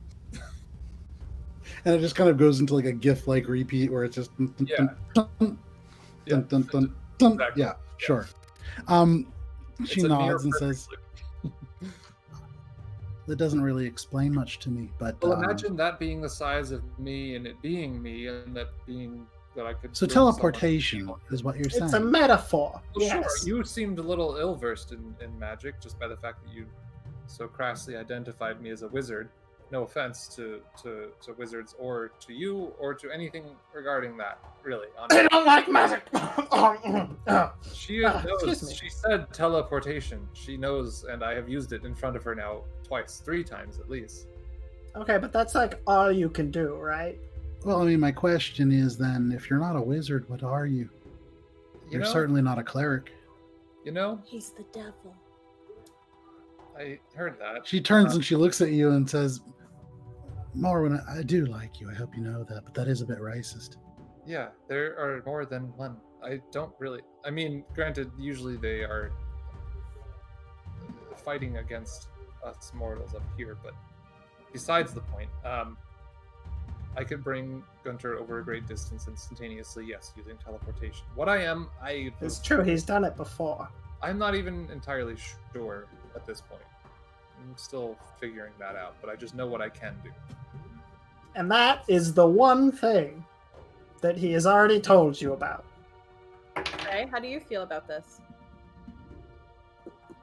Whatever path forward leads us that way, I will follow. Gunther chuckles because she says path. Well, as we are going to attempt this, we should try to do it as quietly as we can. Resort to violence if we need to, but keep it quiet and keep it quick. Absolutely. Should we not Nothing's wait faster than being in one place and then being in another place in the next second, so I'm good with that. We could also... No, Morwen, you go. Gunter, please, let her speak. No, should we not wait for Karadok? I will leave messages as we go. He can follow. But what if he never catches up to us? Well, and you can see Helia sort of like steps in. She's very uncomfortable with emotion, but she goes and says, well, you know, he's probably better at getting up than we are. He's got wings after all. You could just fly up. Yeah, but he could get eaten by those body droppers. Yeah, so could I, but I don't fly about it. She, at this point, you can see she kind of sidles over to you. She kicks off the wall and walks over and leans up to you. And Morwen, she says, you know, Morwen, you seem pretty strong. He looked very well built, and it seemed as if he was a little bit keen on you. I think he has motivation to find us. You're right. She leans out. So are we going now, or are we resting? Well, I've gotten my rest in. Well, do we think? Everybody can. You and Shay can both mark off a short rest if you would like. Yeah. Even though you guys rested anyway, do we not think that it would be better to maybe travel at night? There's no night. Okay. It's all the We're same inside. down here. It's the same lighting all the time. Yeah, I don't think anyone's gonna go shut off all the lights here. Oh, and it's not. It hasn't been sundown. Sorry. You can see she looks at you, Gunter. It hasn't been orb recession for the last 3 hours, so. What is shutting off a light? Maybe they'll sleep. What? What do you mean shut off? I was being sarcastic. I'm ready to go whenever the rest of us We don't are. want to wait till maybe they get a little sleepy? I think we should just go up, cause some sort of distraction, get them to go that way, so we can go that way. Okay, fine. Brilliant idea. Sounds I agree. Not a fun. bad idea. Yeah, Yeah, that's old Gunter coming up with the good ideas. No problem. I can handle. I'm sure I can handle the distraction.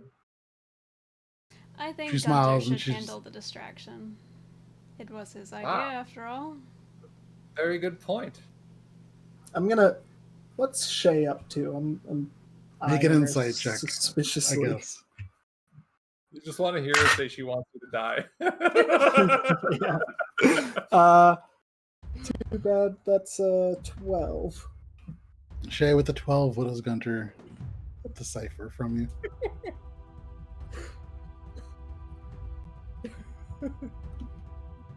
Shay believes that Gunter should have the opportunity to follow through on his suggestions. So for once, Gunter, Shay's actually kind of saying, you know what? Yeah, go ahead. She's not stopping you at all. She doesn't move to block your path. She hasn't knocked you to the ground. She hasn't even punched you. I guess, I have some experience with distractions. Well, Yes, lovely. you are quite distracting, Gunter. Alright, let me get warmed up. Spin over. So are we departing then? We certainly are. I think so. All right. If you guys are going to be stealthy, go ahead and everybody make stealth checks. Ooh, my least favorite role with this character. Still a 13. Great. All right. Yeah, I got the same one too. Nice. Good. It's good for you. 17. Heinrich? What do you think? I'm gonna guess like a 5. Literally, actually, yes. You nailed it. I can hear the dice. So I just walk out. I'm like, oh, we're going. Let's go. I want to Yeah. see this distraction go. Heinrich just walks straight out and into the smoke, and it does take you guys kind of all rushing out and kind of be like, no, slow down. But as a group, you guys do not move terribly quietly. It is fortunate that it seems that this particular area is relatively, most of the buildings smashed, most of the belongings taken. This is an area that has seen great conflict and is probably past the front. And so not terribly active. You find your way there without any trouble. You would imagine that if there is anybody nearby, they hear you coming. Gunter doesn't do a terrible job, actually, but you guys do hear the regular ching, ching, ching of Heinrich's chain shirt just kind of rattling together. It's my favorite. To say, Yeah. outside of the dojo, I would have left a mark, probably with my foot, indicating the direction we'd gone for Croddock, and then about every Okay. 500 feet or so, leaving an appropriate Zinyi symbol. Sure, I got you. So every now and then, for those of you paying attention, you do see Shay very uncharacteristically kind of fall behind for a couple seconds, but she catches up without any trouble. You guys make your way to the bell tower of Yor, and beyond, you guys who have not seen it before now see the Dawnfather's Ziggurat, this massive structure that rises up almost like an interior mountain within this mountain. It kind of disappears beyond your scope of vision from this vantage point. You now see just dozens of kobolds here and there. Only about 10 out in front of the space that you can see like an initial doorway. There are also stairs going up to a main platform. But seeing that, you guys have not climbed the bell tower. You're seeing it from the base, but what do you want to do? Which way was the right way? I want to look for anything that I might be able to use as a distraction, like a large-scale distraction. I was thinking maybe like something in the tavern, if I like set that on fire or something like along those lines to draw all of the kobolds away. I feel like setting a building on fire would make it blend in more. Yeah, that's true. Yeah, maybe like renovating really nicely a house, like a elegant craftsman. Okay, I would say make a perception check.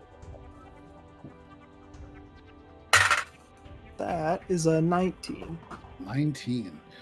You begin to think, and immediately your eyes go back to the bell tower of yore. It is a bell tower with a massive brass bell. Either activating it or perhaps even pushing it off the tower, severing it from the housing and knocking it down would produce a pretty loud sound.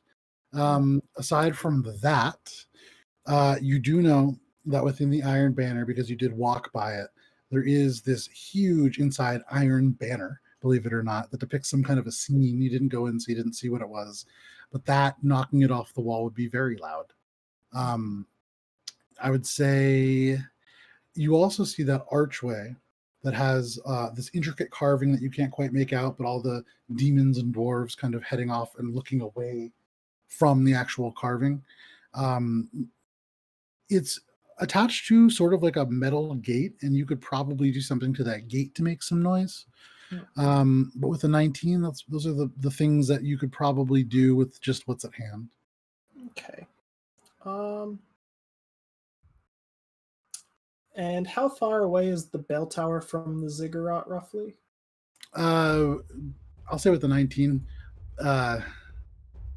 760 feet, give or take. Okay. So it's like, it's off in the distance. Yeah, just a little ways. Okay. Well,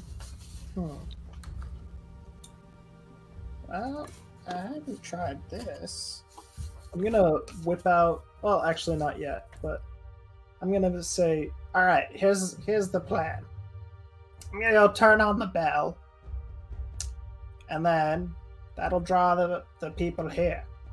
We're gonna you wait over there. I'm gonna point off to like an area that is markedly away from the bell tower, and that would leave a path for them to go up once they're presumably. Okay, with the 19, I will say that you saw there is like one of the houses that's not terribly destroyed. It just has sort of like the door blown in, and you can see a little, like almost like a foot by foot section caved into the roof. There's like a relatively unruined house, dark gray granite, slate trim around, like a flat roof. It's very typical of Colteron buildings. If they were to go and kind of sneak in there, and people went by, they would have a relatively quick, or not quick, but straight away shot to the Dawnfather ziggurat. Okay. So I'm really like, yeah, if you go wait in there, then you'll hear the signal. It'll be the bell tower going off, because there's a bell. Wait. Sorry. The bell. Yeah, yours bell tower. You haven't been here, but up at the very top of the structure, there is a large bell. Okay. Great. I mean, that's a pretty good distraction. Sure. It's also an attraction to possibly these flying things, and I think that would be very unwise to draw attention rather than make a concentrated distraction against the things we're just trying to sneak by. Something about seeing that thing fall, that person fall and splatter, and putting myself in their shoes, I mean, you don't have to tell me about it. I was the one who literally got hit by half a cow. Okay, then you would probably... You can see Helia's gaze just slowly turn. That would probably lead you to the same conclusion should you, stop and think about it for a second. That drawing a lot of attention with a loud noise that is not just concentrated in this area. I actually think that Antlers has a good point. Not the I best don't thought. necessarily want to be snatched up by something and brought into the smoky sky. Yeah, none of us really have much to do against that. Even, I mean, maybe Shay. She could probably fall a fair distance and not get hurt. But I don't want to offer her up as the only bait that's, should you ring this bell and things dive down at us. And you know how flying things like me. I will say the Aarakocra does seem to have a bit of an eye for you, Morwen. Oh, he's not the first to. This wyvern tried to take me out. What's It a wasn't for wyvern? dinner. It wasn't a dinner either. It was literally to take. I mean, it was for dinner. Furry dragon. True, she would have been the dinner. That's true. Take out for her to be dinner. I'm back. Oh, Matt's back. There we go. Oh, spooky. That's the distraction. Everybody roll initiative. Okay, so Right. you guys have a rough plan. That's my point, though, Gunter. I don't think that executing that would be the wisest. We're trying to get them away from there. Yes, but not more to come here either. Do we have a way of maybe making a little bit more light? Because that wouldn't be seen through the smoke probably, but it also wouldn't attract anything through, maybe. Great, and I mean, this is Gunter's distraction, but should he come up short, I have a few ideas of my own, but maybe I don't want to say try again condescendingly, but I would suggest not that path. Oops. Everyone's on paths now. Okay. All right. Everyone ready? For what? I was gonna go with a different path. Do we need to be prepared for something specific, or will we know it when we see it? And I was just gonna. While we were gonna make, I was gonna, remember that thing that I do sometimes? I was gonna do that. Make a big light. A fire. That thing that. Remember, I blew up that guy's hotel. You can see Helia is just kind of looking at you, and there's a mixture of confusion and maybe like a little bit of admiration, but she's definitely paying attention to what you're saying. Do I actually know what you're talking about? Yeah, up on the second floor, he had the things, and then he got sick, and then we blew up his hotel, but we kind of were heroes for blowing up his You vaguely hotel. remember that back. Yeah. Squall's that. The one who called him a clown. Right. To be fair, I haven't seen. No, never mind. He's probably fine. If you have confidence in your abilities, then so do I. Well, we'll give it a shot. Well, that sounds I'm gonna try to cast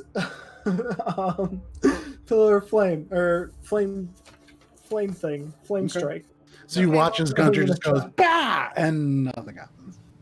Okay, well, I'm out of plans. All right. Wait, that was the whole thing. I have no idea what he was trying. Usually, when I do that, something else happens after, but must be backed up or something lately. You can see Helia's like nodding her head. Yeah. I remain silent about that part, but from where we're standing, the path up is inside of this ziggurat. Is that correct? There's an entryway into the ziggurat, but the ziggurat itself is almost vertical, and it has just stairs, ladders. From this vantage point, because the ceiling kind of comes down, and this ziggurat rises up, and then presumably. So you remember that there is like the central kind of stairs that go up throughout Kulturam. The ziggurat probably leads up into the top part of those stairs. Mm-hmm. And then into the Ring of Gold beyond. Right. So and you can't really see how high it is. That's all over this thing. So the kobolds are all over it, and there are paths on the exterior. Yeah, there are stairways and ladders, and there are areas where you can see like there are rooms and actual. If you look, I would say from your vantage point, you are on the ground actually, so you can see a little bit further up, maybe 250 feet up, maybe 300, give or take. There is what looks like almost like scaffolding, like a platform, and it rises all the way up with these long, slender steel poles. It almost looks as if it's like like a window washer sort of station. Sure. And it rises up maybe close to 300 feet, and then that's the only like platform that you see. But there are like doorways in, and you can see that there are kobolds who are like mining into the actual structure. So there are quite a few ways in, Right. quite a few paths. Did you guys, when you saw this place before, did you see inside of it, or did you? Oh yeah, we went to the top. And how did It's you? a bell tower. No, not the bell tower, but the ziggurat that goes. Oh no! Why would we? There's a bunch of gibbons there. Why would we? I'm not sure. Also, why would we have just why would we go back and bring you along? We would have just done it. That was the case. Yeah, if we had already gone up there, we would have come back with all the loot. Yeah, we didn't just go up there, go exactly to where the item is, say, nah, we'll bring the group. We don't do that. All antlers, no brains. If we decide to use and this is an if, to use the bell tower, we would need to gain access inside and also hope that there was a way up. Otherwise. Oh well, there's a way up the ziggurat. It's on the look, outside. the sign here. It says to the gold circle right there, or the gold ring.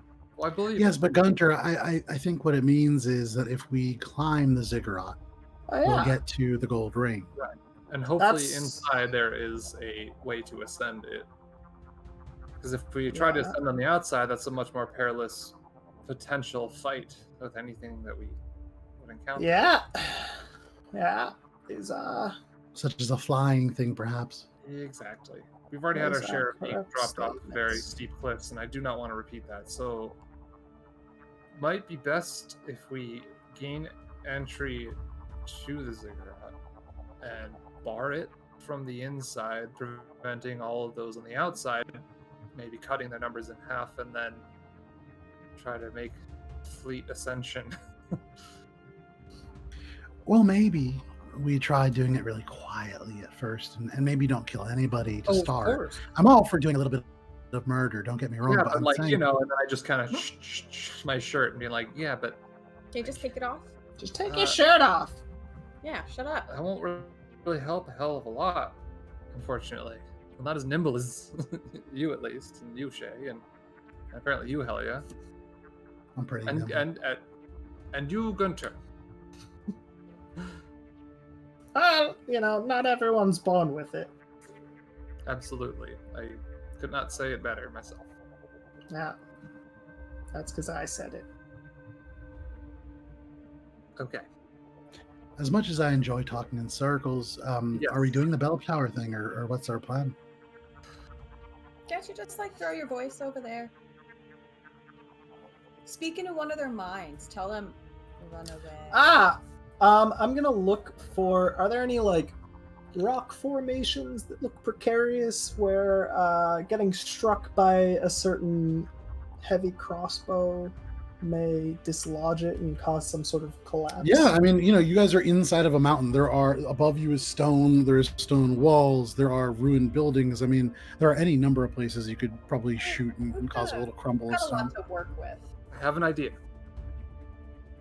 Are we all ready? Yeah.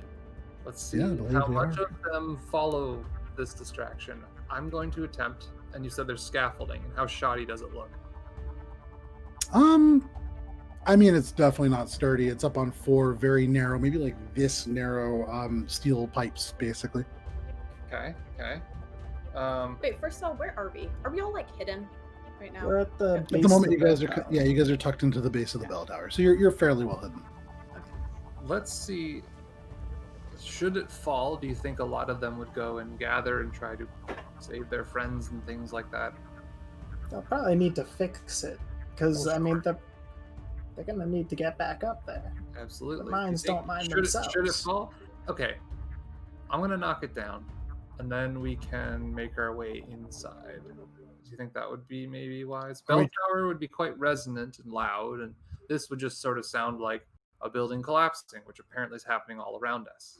While Heinrich is discussing all of this, are there any stone things that I can shoot at above the scaffolding that will cause it to hit the scaffolding and collapse? I mean, it's an entire structure of stone. So yeah, there's tons of things. I mean, there are little bits of brick and masonry that the kobolds have kind of mined into and are like now precariously overhanging as if about to fall. There are the scaffolding itself is like a 2-layer scaffolding thing. It's like a ladder that goes up from one layer to the other. So I mean, even kind of shooting that ladder might be enough to knock it down. It's kind of hard to tell from the distance, but again, from the bell tower, you guys are about 760 feet. Yeah. That's So, all right, I'm gonna say let's move closer. I gotta get into striking distance. I'm gonna start Are we all in stealthily. agreement of going in? At least not climbing the outside, but climbing the inside. I mean, if it's going to get us to the Ring of Gold, then yeah, of course. Yeah. And apparently, due to this sign, it says that we should. All right. All right. I'm gonna start stealthing my way down. Okay. Everybody. I'm gonna. Okay. Niner. No, I'll let Gunter do it. Okay. I'll help if it seems like it's working. Everybody make a stealth check. Everybody make a stealth check. I'm waiting. You're staying at the bell tower? I am. Okay. Okay. Got a 3. 16. 24. Okay. Morwen saves the group. As you guys begin to as you guys make your way through the bits of ruin that separate you guys and the Dawnfather Ziggurat, it is 10:30, so we're gonna take a quick break.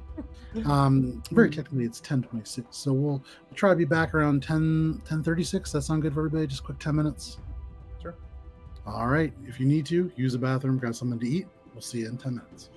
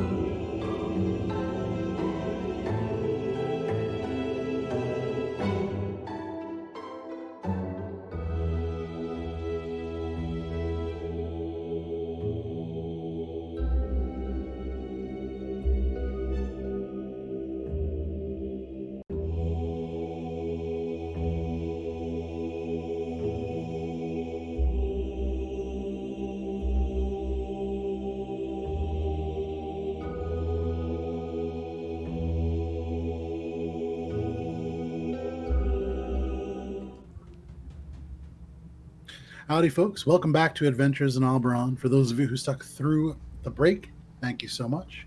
Welcome back. We're just going to jump right back into it because we got some stuff to do. Somebody's ringtone is still on.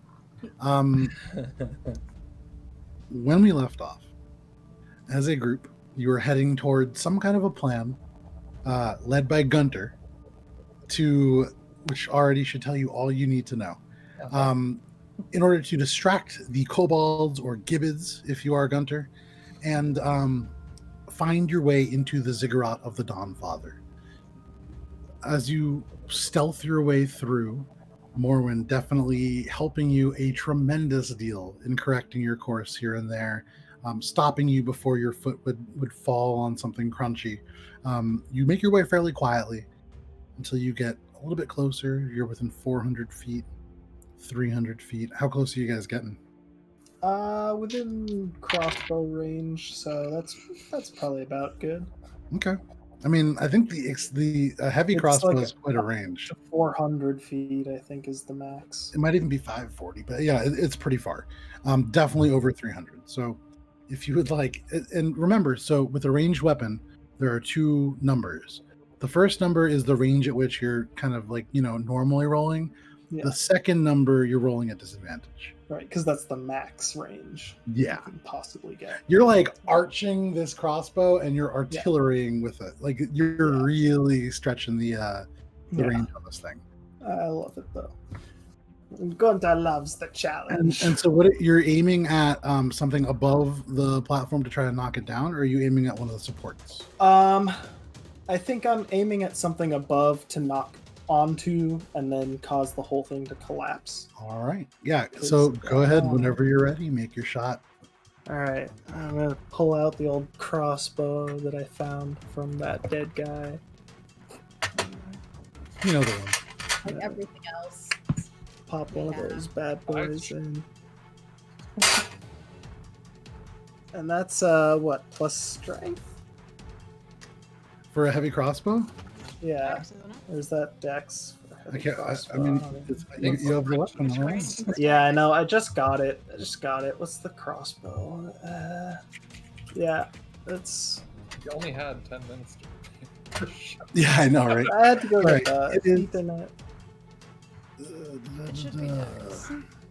Yeah, it's a dex. Cool. So that's a 4.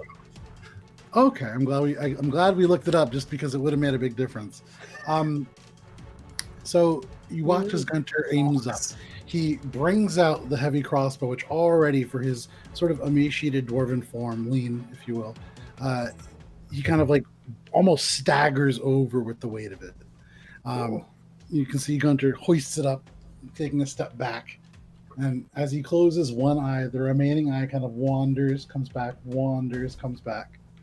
And Gunter, you take a deep breath. And with your entire fist, you like squeeze your hand to depress the trigger because it is a fairly like heavy trigger. And in doing so, you kind of jerk the bolt up, and you just, and it just kind of sails off into the smoky sky. Well, let me try again. Put another one in. Okay. How far are we from where the base of the supports on this scaffolding are? Probably about 400 feet because you're about not even, maybe 350 feet away, the base of the scaffold. All right, round 2. That was practice. That was a practice shot.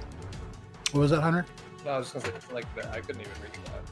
I thought it was gonna be closer. That was a practice shot. I mean, you guys can get closer. This is just where you're currently at. And what are our immediate surroundings? Are we like all like tucked behind destroyed buildings and shit?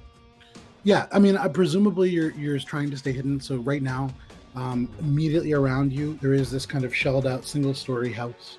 The southernmost corner is still standing with elements of the masonry still intact, but kind of jagged and going down. Sure. You're kind of tucked into that. Gunter is standing on the other side of that wall and just firing bolts off into the dark. Like, Gunter, should we get a little closer? This is a little far. Gunter. Yeah, I guess so. Why don't we get as like close as we possibly can so that once the distraction hits, we can just run in? Well, I know, but I thought you wanted I mean, you know, I don't know what I was thinking you were thinking.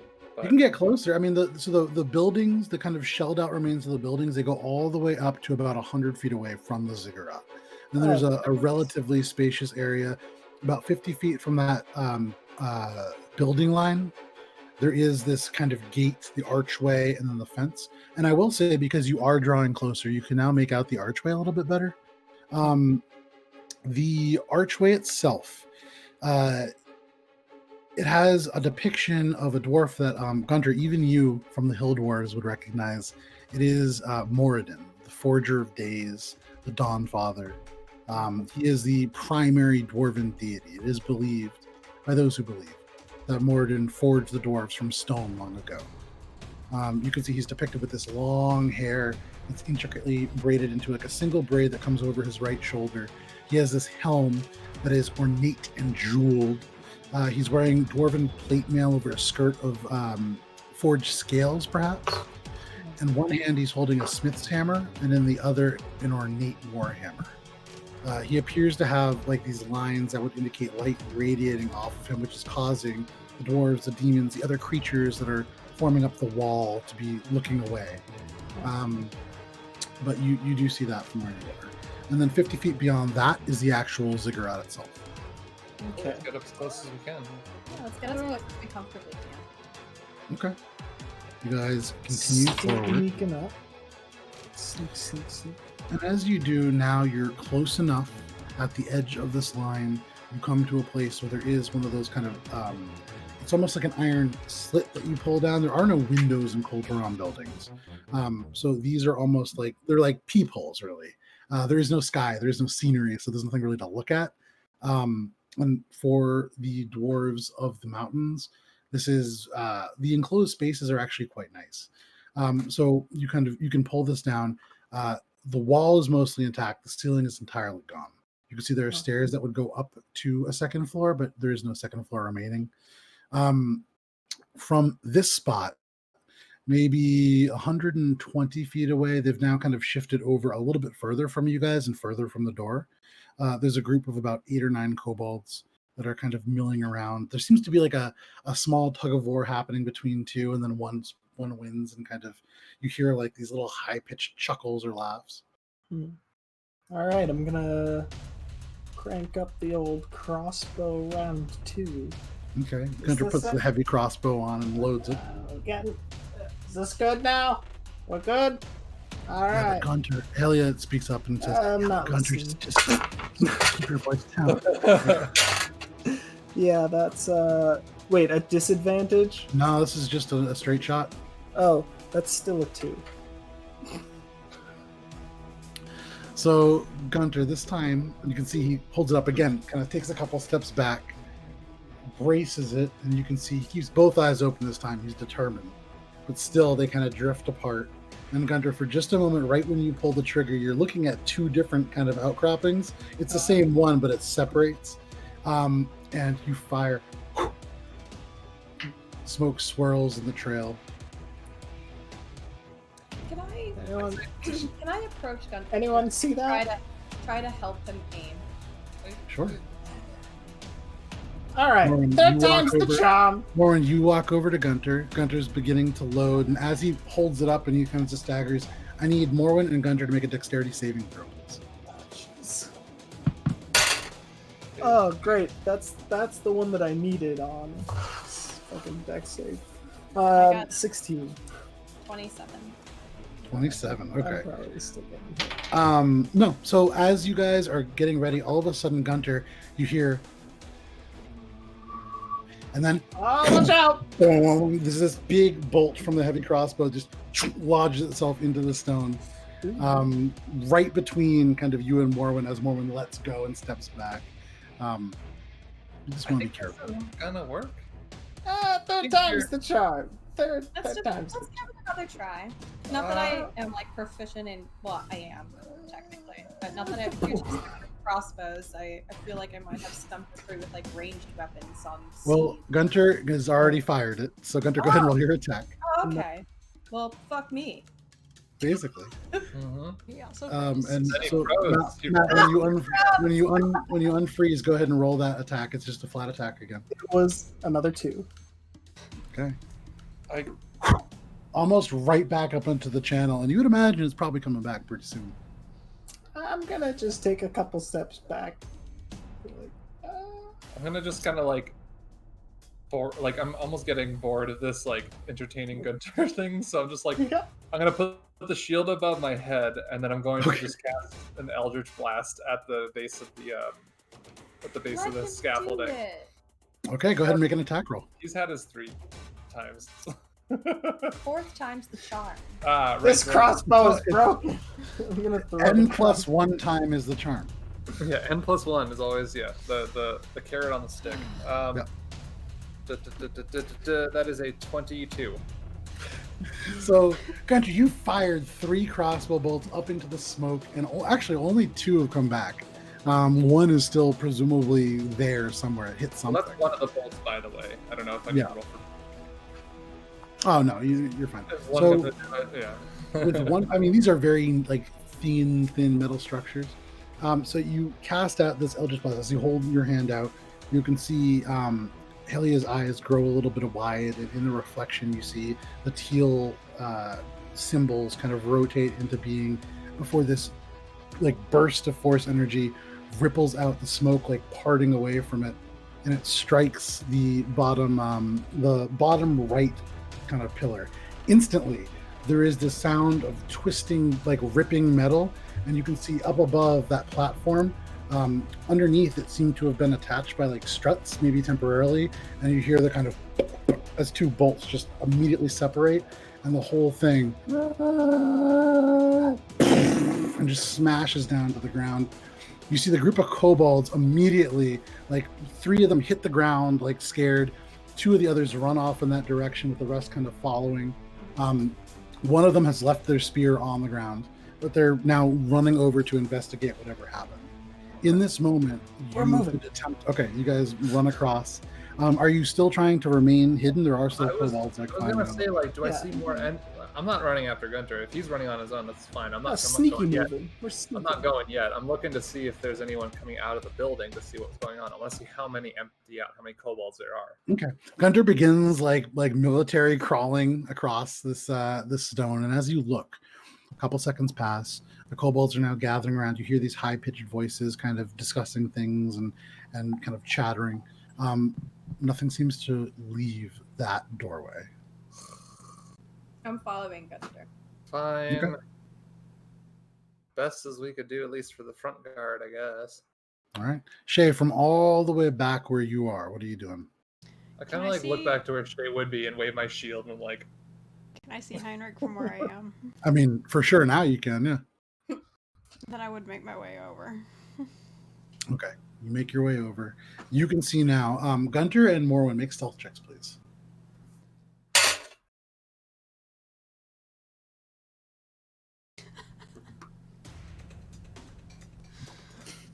You deserve that. It's still 14.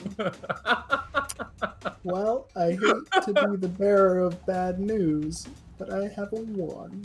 That's what I rolled too, but it's a 14. But mine is still a 1. So my dex is 0.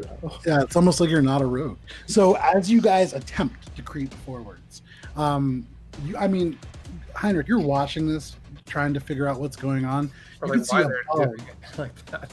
you can see above, kind of like rapidly climbing down. There is another kobold that was probably stationed on this structure.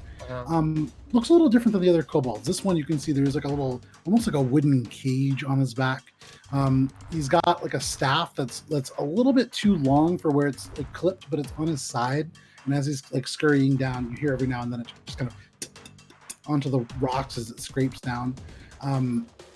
And he kind of just hits, and you can hear him just say something, this sort of high-pitched voice, and then 2 of them peel off and go in a different direction. And Gunter, as you're like crawling forward and you're seeing all of this, you can see his gaze just kind of casts over and then suddenly rests on you. And you hear him scream out something in Kobold, and I need everybody to roll initiative. I'll just provide support. I'm not getting into this one. What? Gunter, you are maybe like 30 feet away from the base of this ziggurat. Let me go ahead and pull up a different map because it's not the one I thought you guys were going to use.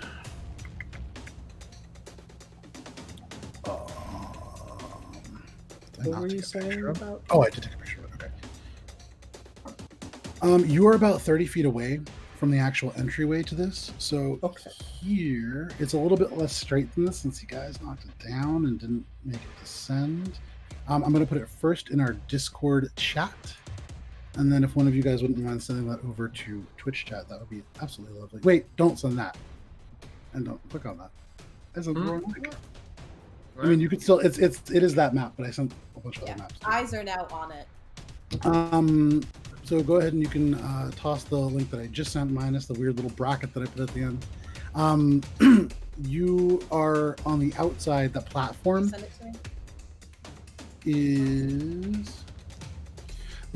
is sort of the wooden structure that you can see with a ladder going up and into that kind of white square.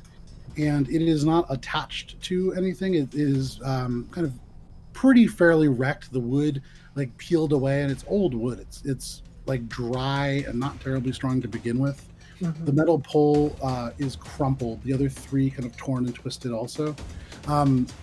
The doorway that you see past this little brick, what is almost like a road that goes along the edge of the Dawnfather Ziggurat, there is like a brick wall, and through the doorway you can make out what looks like a forge or an anvil at least, and then a forge that is still smoldering. It's mostly died down. There is like a chimney that seems to lead out from it and goes up and then into the ceiling of the ziggurat. You haven't seen smoke leaving like a chimney. You can see there's more of those little metal poles or pipes kind of all in a row on a table that kind of recedes back and into the wall. There's a little storage area of coal, but that's kind of what you see beyond and into the room. Between you and that room, there are 3 kobolds, one of which is the one that's kind of scampered down.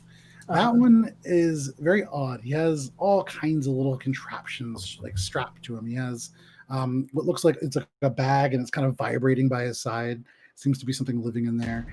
And as he comes, he has this staff held high. For those of you who rolled initiative, is there anybody natural 20? No. 25 to 20? Ooh. 20 to 15? 18. 18 Shay. And what was yours, Heinrich? 14. Gunter? 13. Okay. It's a night of 13. Morwen? 11. Wow. I rolled another 1. One of the great things about rogues is any ability check, I feel like rogues excel at so well. Okay, so Shay, you are going first, followed by Heinrich and then Gunter. Shay, at the moment, I'm going to say that you made your way over to the group.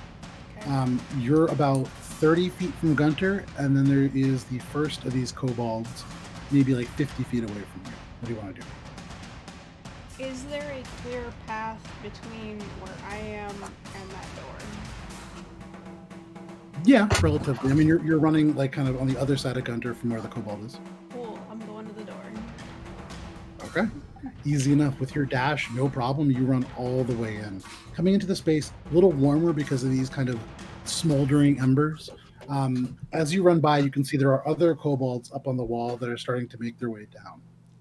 But you make your way in, no problem. Anything else? Once inside, I kind of want to like tuck myself around the corner and like check the room for sure, but not like for sure, but like, and then if anything comes in behind me, if it's an enemy or like coming at me, okay, I'm gonna hit it. Okay, so you glance around. There's nobody that you can immediately see in this room, and you get ready to hit somebody if they walk through. Heinrich, what do you want to do? Gunter, you're on deck. So you see Shay just gone into the doorway. So, and that distance is like pretty far, right? That's not about 50 feet. Okay. I feel like I would just use dash to get in there too. Okay. Yeah, with 60 feet, I mean, it takes a little bit. Right? You start running right when Shay does, but she leaves you in the dust, and you make your way. You do make it in. Just as Shay saw, you see there are a lot of kobolds around. That's fine. I'm gonna go in and I'm gonna like kind of sidestep to the right, away from the forge, to the other like workbench looking thing. Okay. So that actually, now that you're inside the space, not a workbench. That is a 3-tiered shelf that goes up, and you can see just at a quick glance, tools, some different scrap materials on there. Okay, that's fine. I'm just gonna like kind of tuck from cover from the things that I could have seen. That was my. It was basically like run in and duck beside. Okay, so yeah, you one side, Shay kind of tucked into the door, and on the other side, but you guys are within now. Heinrich, that is your turn. Gunter, what would you like to do? So there's one kobold roughly like 20 feet in front of me? Give or take, yeah. Okay, I think I'm gonna just try to rush past him. And okay. Probably take the opportunity attack to get into the doorway. Sure. So as you run past, you can see his hand already pulling the stick off of his side. He kind of in one motion swings it around at you. Well, actually, could I possibly, like, in my running past him, try to like just push through him and knock him over? Is that so? Would that be like an action? You're taking the dash action, which means that you cannot do that. If you want, you could run. What is it? 20 feet, 25 feet, 25, and then you could shove him. Yeah, I feel like that probably. Yeah, I guess I'll try to shove him. Run the 20 feet, try to shove him, and then run the rest of my feet. So 5 more feet? Yeah. Okay. Not 5 will matter. So you see Gunter rushing forward, and then his hands come out. Go ahead and roll your attack. Or you're trying to push him prone? Yeah, trying to knock him down. Make an athletics check. Nice. That's athletics check is a 17. Okay. So he swings the stick around, and you kind of get into his guard. It's worth noting, as he swings the stick around, lashed to the end with like a rough piece of hempen rope, there is a live scorpion, the tail poised to strike. But before you can even bring it around, because you come up really fast and you're a pretty dense dwarf for your kind of scrawny stature, you just like schoolyard bully shove him flat on his back. Out of the way, Colby! You can see behind him, the cage kind of clatters to the side, and within that there seems to be, you can see this like weasel-like creature, the fur all sticking up on end, and from inside you just hear, ah! And it's just like spitting at you. But you run 5 feet further beyond. Okay. Gunter, that is your turn. It is now this creature's turn. You can see he like pulls himself to his feet using the staff. He's going to go up, and Gunter, you can see he pulls from his side what looks like almost like a dried out gourd, and he pops the top off of it and throws it at you. He rolls a natural 20. Does he wait? Do I get an opportunity to? Oh no, because I'm running away from him. Yeah, you're running away from him. This is going to be, as this thing strikes you, it goes end over end. And you can see like elements of this almost like acid kind of like pinwheeling out. You take 12 points of acid damage, 12 points of poison damage. I have resistance to poison, so. Fantastic. That's so half of that, 6. Right. It splashes onto your skin, and immediately there's this burn at your skin. But that is his turn. He's going to actually use his move, the other half of his movement. He easily catches up to 5 feet. So he is now like menacing you with this stick. And as he does, you can see a little bit different looking than the kobolds that you've seen in the past. Because he's a gibbon. Sure, blue-gray scales. And you can see he begins to say something. That is his turn. Morven, what do you want to do?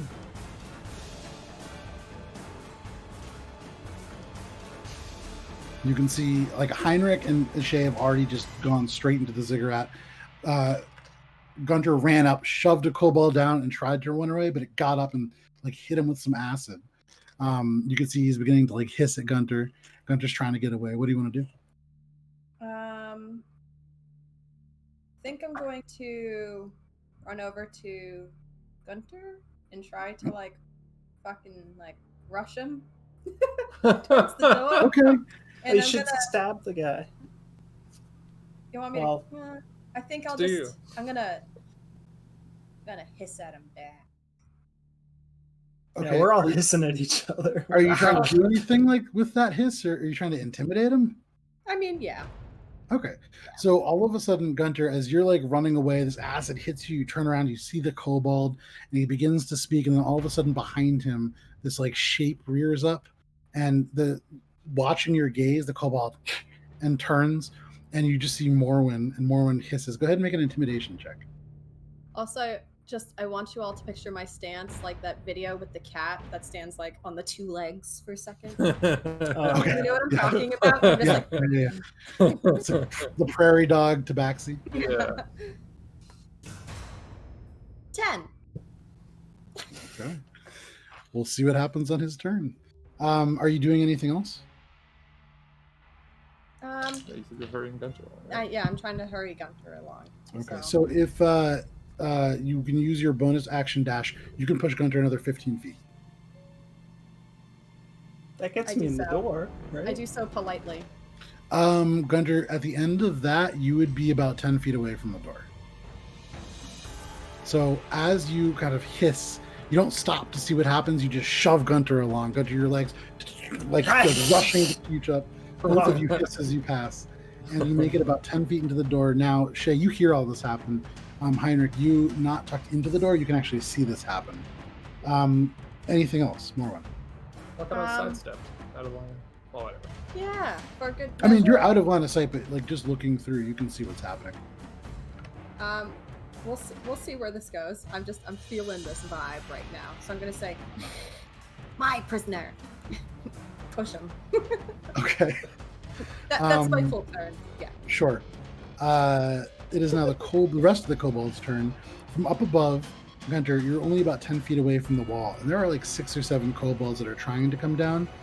There are 3 of them that have what looks like a little sarong of leather, and they begin to whip them around, and all of a sudden these stones begin to pelt down at you.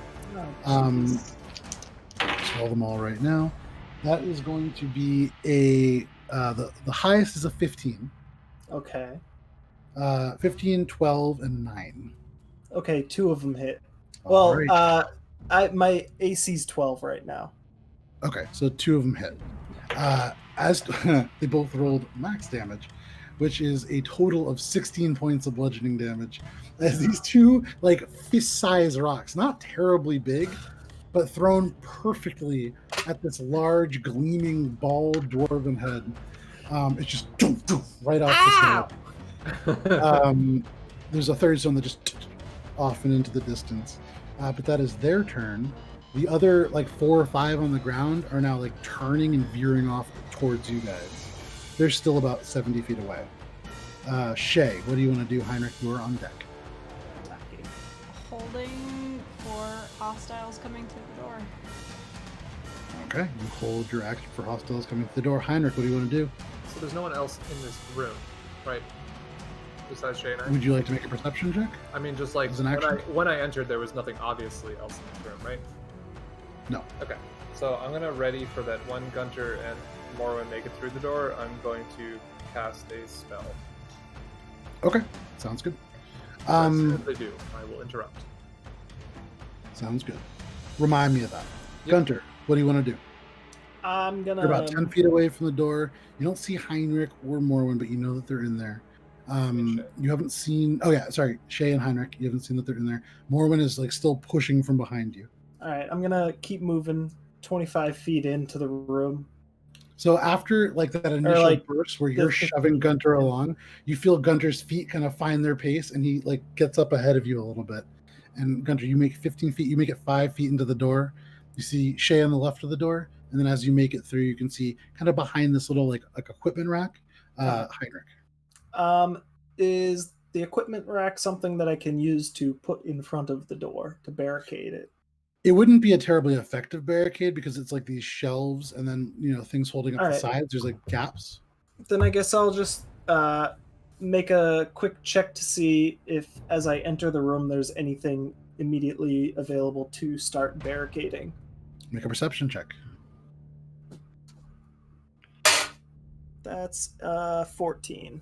So in front of the anvil, there is like a fairly large barrel that probably contained water. At one point, you can see like the water stains around it, around the interior. No longer does. But you could maybe use part of that along with, you can see there's like a stone bench over into the corner that you could potentially with some help lug over. There's a huge crate. And when I say huge, I mean it's like 5 feet long by 5 feet. Almost like 6 feet tall, almost would come up to Heinrich's head, made of wood. The wood itself like stained almost black because it contains large amounts of coal on the inside. Aside from that, there's a whole bunch of metal pipes directly ahead, and they lead into somewhere else beyond. You can't really see where they lead. It's a very small tunnel, maybe like 3 feet tall. What do you want to do? Can I do anything? I've moved and I have perceived. If you have a bonus action, you could use that. Fart. I don't know. Okay. Bonus action economy does not exist right now. Fair enough. Outside, from behind you, Mormon, about 20 feet away, there is this kobold. And as you begin to run away, you hear him yell something out in a language that you don't understand. He sounds almost like Stitch from Lilo and Stitch, but like a lot angrier now that he's kind of had to go through this. And you watch. He reaches back behind, looks for that kind of cage, and it's no longer there. So he goes and reaches to his left and pulls out a bag. And immediately, as soon as he pulls the bag out, you hear this zzz coming from the inside of it. And he just yanks it open in front of you. I need you to go ahead and... Oh, no, actually. And as he opens it up, just whips it out in front of you. And at your feet, about 5 feet in front of you, wasps begin to emerge. He misses you, so thankfully you're not taking any damage immediately. But that is, there's now a swarm of wasps occupying the space 5 feet in front of you, or behind you, I guess. That's like a nightmare. He catches up to you, and you can see the smile spread across, and there are wasps like stinging it, but it doesn't seem to really notice. That is its turn. Morwen, what do you want to do? What a psychopath! I run. Okay. Inside Straight the through. door. You make it through the door. Okay, and as soon as this black cat streaks past, you get a whiff of something unpleasant, Shay. And that's the point at which I immediately cast and start concentrating on create bonfire at the door. Okay. So all of a sudden, flare up at like a 5 foot, like, the whole basically entry to the door is just like inflamed now. Okay. So as you do that, there's this of bonfire that now occupies the space, and you can see beyond it the kobolds. First, this like little kobold inventor hobbling over, and you can hear from beyond it just kind of turning and yelling out to the other kobolds, Kraviak! And you can see like two of the other ones, they just repeat Kraviak, Kraviak. And you hear one of the other ones off on the side just go, dum-dums. And they just kind of wander over, and it seems as if more of them are beginning to gather and coalesce. But for the moment, it is keeping them out. You are maintaining concentration on that spell. You guys are very much still in combat, but I'm going to pull you out of initiative for the moment, because at the moment they're held at bay. And even as I say that, you can see like the little stick with the scorpion kind of wave through, and the scorpion, you hear this kind of as like the scorpion kind of shrivels and cracks. Okay. They're trying to figure out a way through. How about them bees? They get hurt? They're not coming through the fire, but they're out there. You can still, even over the fire, I mean, there's enough of them that you can hear a faint buzz. Gross. What are you guys doing? Up, go, right? Isn't there a staircase at the back? The side, like so looking at this, the only exit that you're seeing, there is these like row of pipes that lead out into a very, very small tunnel. And then I would say, now that you're examining it, a little bit out of reach for most of you. Heinrich, if you jumped, you might be able to grab the bottom rung. There's a ladder that goes up to what looks like a trap door. Cool. I'm going to run over it and jump and just hold on and be like, all right, climb me. All right, go ahead and make an athletics check as you run over and do that. for Gunter. It's really just for Gunter. And I don't know. I'm sure that Oh. is probably good at it too. Wait a second. Is there a door, or is it just like an open entryway? It's like an open entryway. Okay, well, I got something once we get up there. I totally forgot. Okay. Well, athletics is 20. This is almost the best I can do. You could see Heinrich takes 3 steps and then like Michael Jordan leaps and crosses almost like fairly unnecessarily. You could have walked over, but with the adrenaline of everything that happens, you leap over and you grab onto like the 3rd rung. You actually have to lower yourself so that Gunter can access your feet. But all of a sudden you can see now Heinrich's legs dangling as he holds onto this ladder. You guys trace up and you can see a wooden trapdoor above. Up we go! I shout. Yeah, through the trapdoor. Okay, so all of a sudden, Heinrich, your head is like jerked back as Gunter grabs onto your antlers and like climbs over you. But he gets to the ladder and you kind of climb to the top. Everybody going? Last. Okay, Heinrich, make a concentration check. Morin's now like scrambling up, and is this, you in, get, is this in relation to the spell? I have to ask. It is. You have Warcaster. Yeah, so that's advantage on it. Yep. Which is good. Very good. So concentration, saving throw. That is Constitution, right? Yes. Yes. Okay. 14. Yeah, no problem. Like there is a moment as your head gets jerked back where like you can see the bonfire a couple inches kind of die down, but it suddenly intensifies again. You guys make your way up to the door. Gunter, you are first. So as you get to the top, there's like a little bit of dust on this, but it seems as if you could probably just push it open. I'm gonna take a quick, because I know we're rushed. Just make sure there aren't any immediate traps, and then open it. Okay, make an investigation check at disadvantage. I rolled an 11 on both of them, so that's 13. Okay, you run your hands along and you're doing it quickly, but as far as you can tell, it is not trapped. All right, pushing it open. Slams into the ground and dust displaces. Immediately your mind kind of thinks, people haven't been here for a little bit. And thinking about the ladder being 6 feet off the ground, kobolds probably can't reach it right away. But yeah, so you get up to the top and you emerge into this dark space, almost like a crawl space. Morwen's next. Morwen scampering up.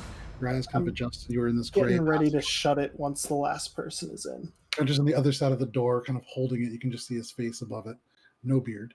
Who's going up next? Noise my beard now. I would like to, after getting towards the top, just try to Eldritch Blast all of the rungs off the wall. Okay. Just to further impede their progress. Okay. Or at least 2 of them with the 2 bolts. Heinrich, you climb up. Go ahead and make your. I'll say it's gonna hit. Go ahead and roll damage. Okay. So for each of the bolts. Wait, you're doing that after everyone got up? Yeah. Well, I mean, Shay could probably just. I'm sure you. Well, Helia too. Is everyone up? I mean, Helia hasn't gone up, but we'll say for sake of this, as you're beginning to make your plan, there if anyone needed the help. Helia climbs up and gets up to the space as well. Okay. Go ahead and roll your damage. All right. 14, 17 total. Okay, yeah. So yeah, all you needed was 10. As these things just go, you don't hit the rungs. You actually hit the metal part on top that was bolting the entire ladder in. And as the stone crumbles away, the ladder onto the ground. Shay, you are now the only one left in this space. You can see up above Heinrich's feet disappear through the doorway. Is and it a hand comes down and be room, or is it close to a wall? It's close to a wall. It's less than 5 feet away from the wall. Parkour. Okay, you guys watch as Shay, your hand is about to go down, but you have to pull it away as you see Shay running straight up the wall, and then rising up. And Shay, you actually have to duck your head because you almost slam it into the roof, and then Gunter behind slams it shut. I would say, do you need to maintain visual to keep the bonfire up? No, just when I cast it. Okay. Wait, And it's just a range of 60 feet. So as soon as they're farther than that, it's going to dissipate. Okay, but for the moment, it still burns. Yeah. in all fairness, too, I mean, I assume that this is already being accounted for, but Shay, make sure Karadic knows we're up here. Of course. I mean, you would imagine you left markings for him to get to like the building line. You'd imagine he can probably put 2 and 2 together. He's with this other single woman, I assume, alone. I don't know. I just want to It's like almost pitch black in the space, and this is the thing that Mormon is bringing to you. But looking around now, be like, don't worry, she's very religious. No, okay, fine. What? This seems to be a fairly small passageway. Gunter, for you, feels not quite small for a dwarf, but it would definitely be uncomfortable. Maybe these are like maintenance tunnels of some kind. Fairly gray, same kind of brick that has been around the large stone blocks that make up a lot of Kulturam. This passage seems to lead off to the east a little bit. It is almost pitch black. Very hard to see. Even those of you with dark vision, difficult to make I'm not things going to out. do light yet. I'm going to wait till we're a little farther away. I want to hold off that fire for a bit. Are you guys going to begin to progress down this hallway? I guess we're gonna move, right? Don't see the choice we have. Military crawling. Okay. So, Gunter, worth noting, I mean, bending down, you could probably walk, but you choose to military crawl through. Behind you, Halia, like, stooped over but walking, follows behind. The rest of you guys going as well? I'll take up the rear, You guys but yes. continue. You continue, and Heinrich, as you walk about 20 feet down this hallway, you can sense that bonfire drops. Cool. And I'll just turn light on the bracer now instead. Okay, and so you tap the bracer, and suddenly light takes the space. As it does, you can see a few small, maybe spiders or centipedes, like little critters, kind of go into the stones. But aside from that, fairly, dusty. Otherwise, there aren't like cobwebs. There isn't evidence that there are like malicious things necessarily stalking this particular hallway. It does lead down, and it seems to get a little taller as it goes, and it seems to hook to the right. And there is a metal bracket on the wall dead ahead where a torch may have once hung. No longer. You guys continue to walk, and you get to the corner. I would say everybody go ahead and make a perception check. Nope.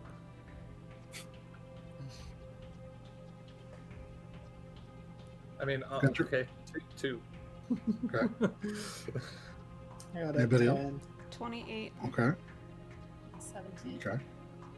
I got a natural 1. Gunter and Heinrich, I mean, this is for you, Gunter, it's interesting because there's stone around, it's a dwarven structure, and there's a lot of stuff happening in terms of the stonework. Nothing interesting for most. Plus, I got hit on the head by a couple of rocks. Yeah, it's been a difficult day for you just in general, and so you're a little distracted. Heinrich, you first focusing on the bonfire, then holding up the actual light and maintaining that spell. Difficult for you to really kind of take in things as they go. I think I put the light on for everyone else, and I'm like, that was my focus. Yeah. Morwen, it's not so much a smell. There is something that is just kind of bothering you. The hair begins to kind of stand up on the back of your neck. Shay, not nearby, but somewhere ahead, you get the sense of almost like mildew. Something very unpleasant. And then as you continue to walk, another 5 minutes goes by, and it is strengthening. I would say at this point now, Mormon, you begin to smell it too. But Shay, for you, it is becoming a lot more clear. There is the smell of kind of rot, sweet sort of decay. I think I would stop at that point because I think Hydra is right in front of me, and I would say that there's something wrong. There's rot ahead. What? What are you... Yeah, it's stinky.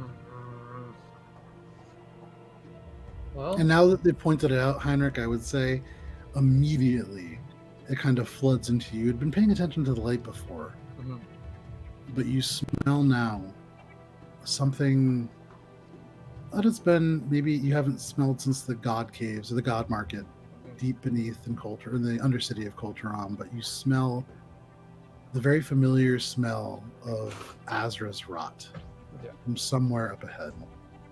Still not terribly strong for you, but you smell it. Kind of just like shaking me, like, well, I mean, this is the way we're heading. We should just be prepared. And I'd be like, all right, everyone, be on your guard. Okay. Can't let her presence just stop me from going places. Eventually, I'm gonna keep meeting her. Might as well just like face it, you know. Are you gonna tell us it's her? Yeah, it's that same kind of shit that happened at Squall's End, you guys. Probably.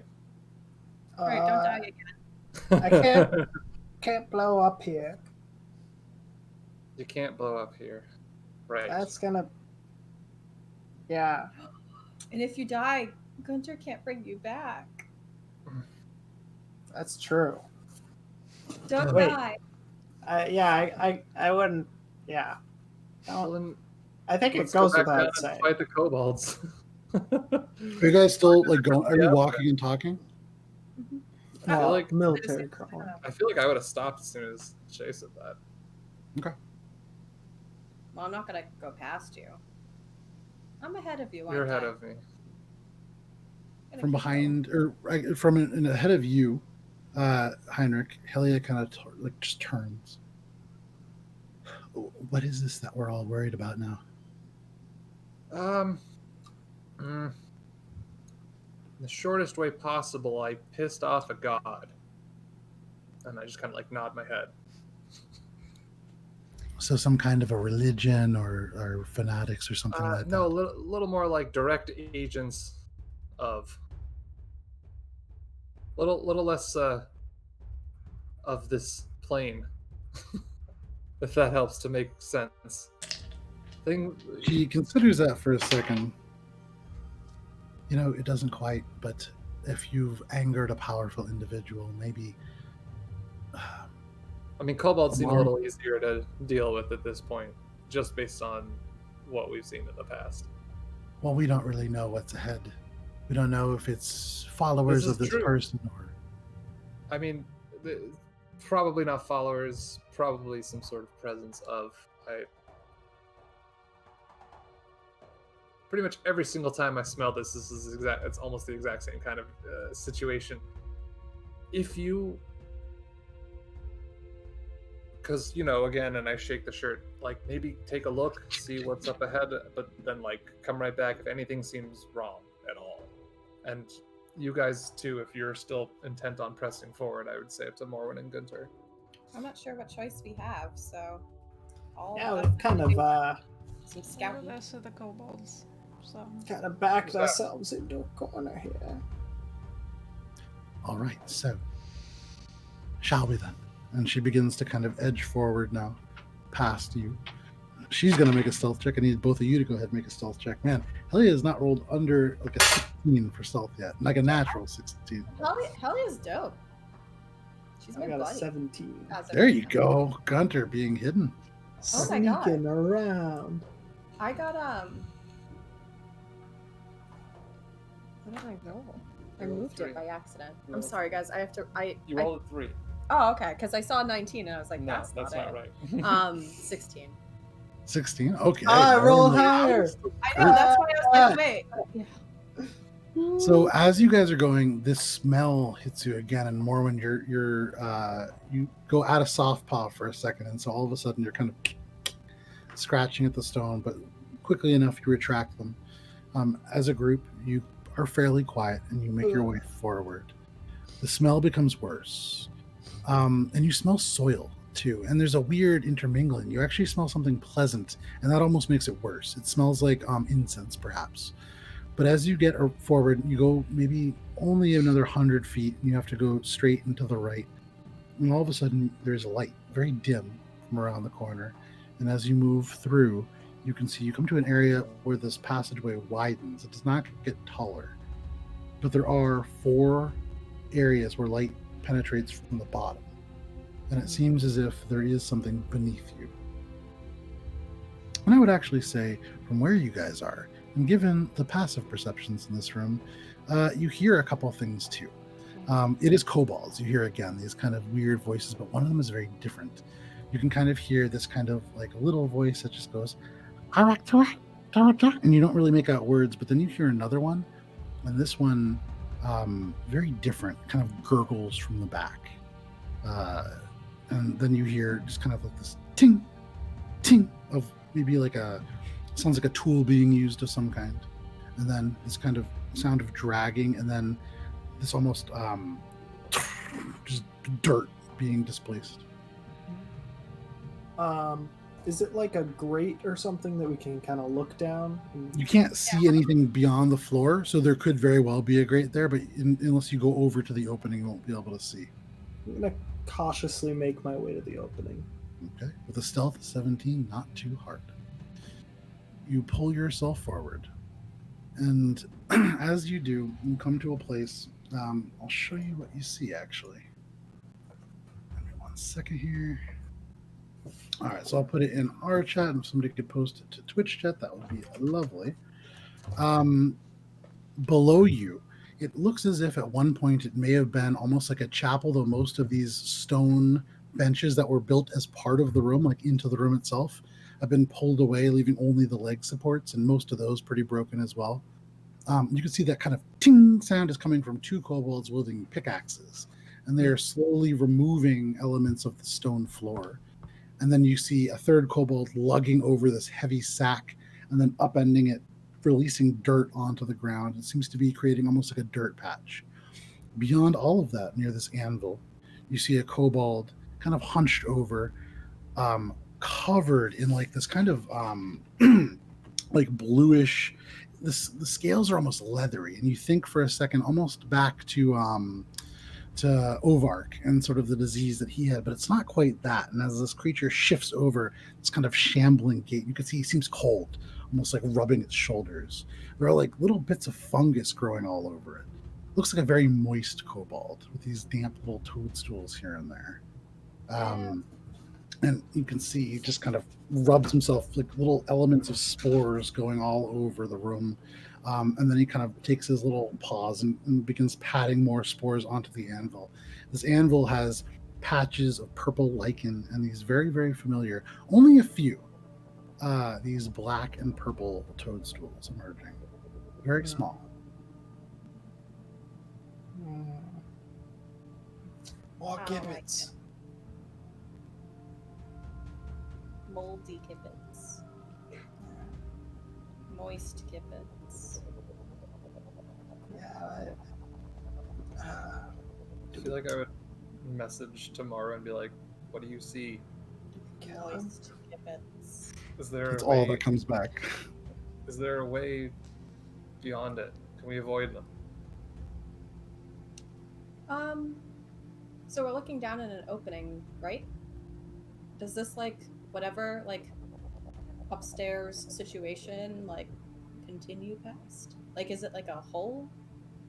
You know? So yeah, it seems as if there is another pathway that you could take beyond. You need to climb over these openings, and then you could get to a similarly kind of low tunnel. How difficult does it? For you, probably not too hard. Just stay quiet. For me, probably not too hard. Keep going. Okay. Do with that what you will. I said okay, and then I kind of gestured to Shane, like, maybe we should join them. It seems like they're not in this tunnel thing we're in. Keep going. And stealth forwards. Okay, you guys begin to crawl forwards quietly. And before too long, you catch up to Gunter, Morwen, and Helia, all kind of still on their hands and knees, crowded around one of these little, what looks like an opening. You can see light coming through and little voices coming from below. All the way across, there is a continuation of the tunnel. What does this scene do for me? Make a perception check. What are they doing? What is their intention? Make a perception check, yeah. Ooh, 19. So you pull over and you have to kind of like elbow your way in because it's a fairly small, or it's a narrow opening that you guys are all crowded around. But you look down, you can see there's about 6 kobolds. There is this primary one. You can see now he's like pulling a little toadstool off and trying to situate it onto this anvil that is covered in lichen. You can see 4 of these kobolds, a little bit like waxy looking and misshapen. There are like elements of this purple fungus kind of clinging to them, and you can see they move with like a shambling gait. And then there's one more kobold kind of in the back of the room nearest the door, looks real freaked out about this whole thing. And you can see just kind of like up against the corner. He has a sword and he's holding it. He's not like holding it up or anything, but he is holding it. And he's just kind of looking back and forth. And maybe he's like the guard, but he does seem very uncertain with everything that's going on. And I can't quite discern what their goal is, or could I? Sorry, with the 19. So you're looking and you're seeing him like pull things over and looking at the room and kind of, it seems as if this is maybe, it seems as if they're kind of defiling this room. This room clearly has some kind of religious meaning. You're within the ziggurat of the Dawn Father. It seems to be with the anvil in that location and kind of behind it.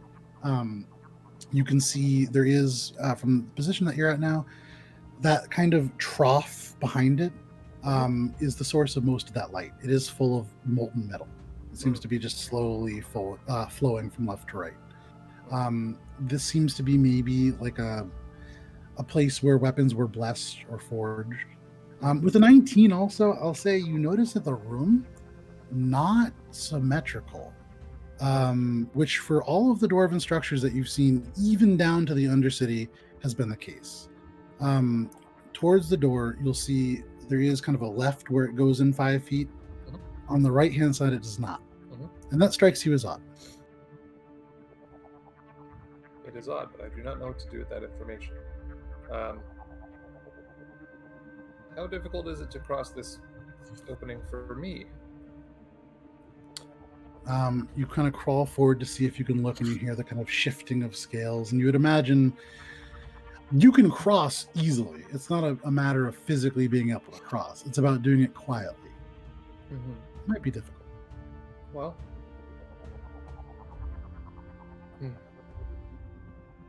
I'm going to just kind of hold up the thing and be like, be right back.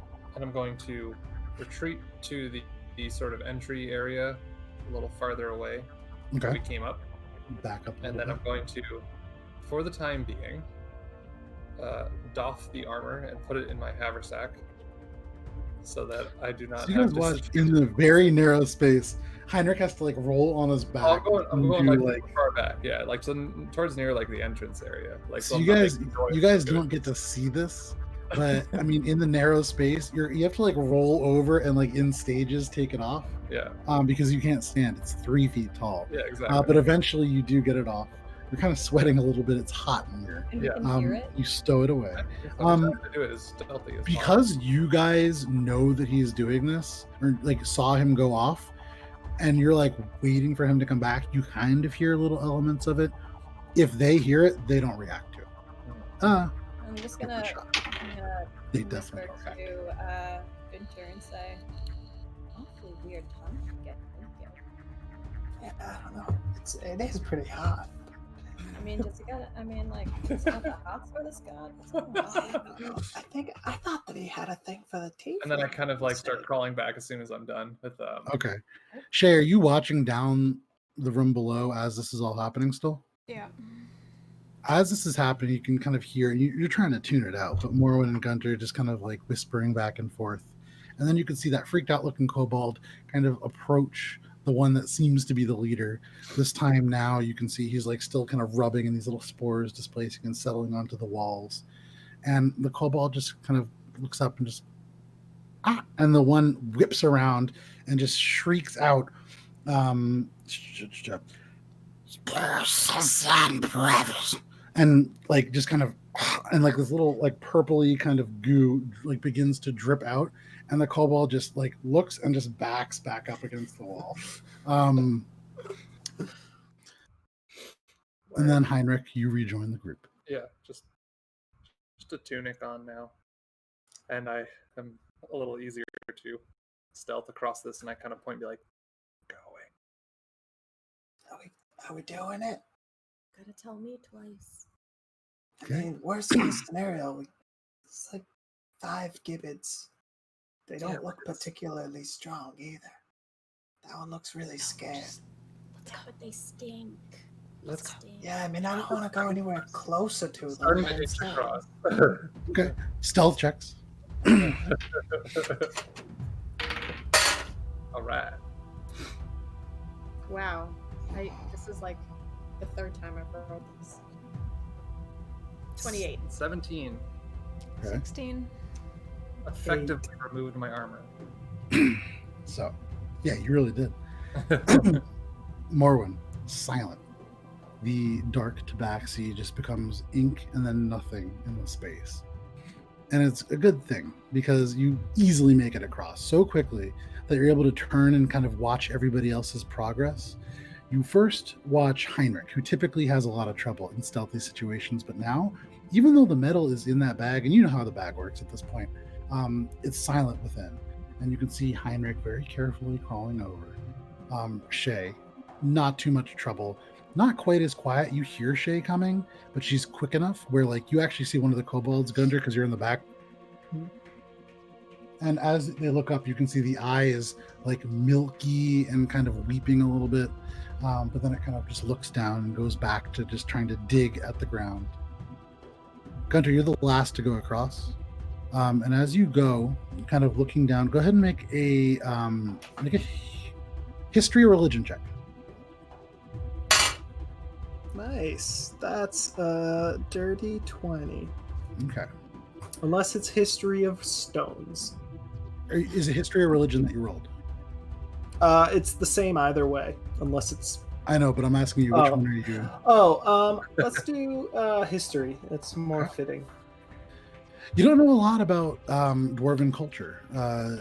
Helia was right in that regard. You're a hill dwarf. The hill dwarves abandoned the coals a long time ago. However, there are certain traditions that still remained. And Moradin, the Dawnfather, the Forger of Days, is one that carries throughout almost every dwarven culture, at least that you know of.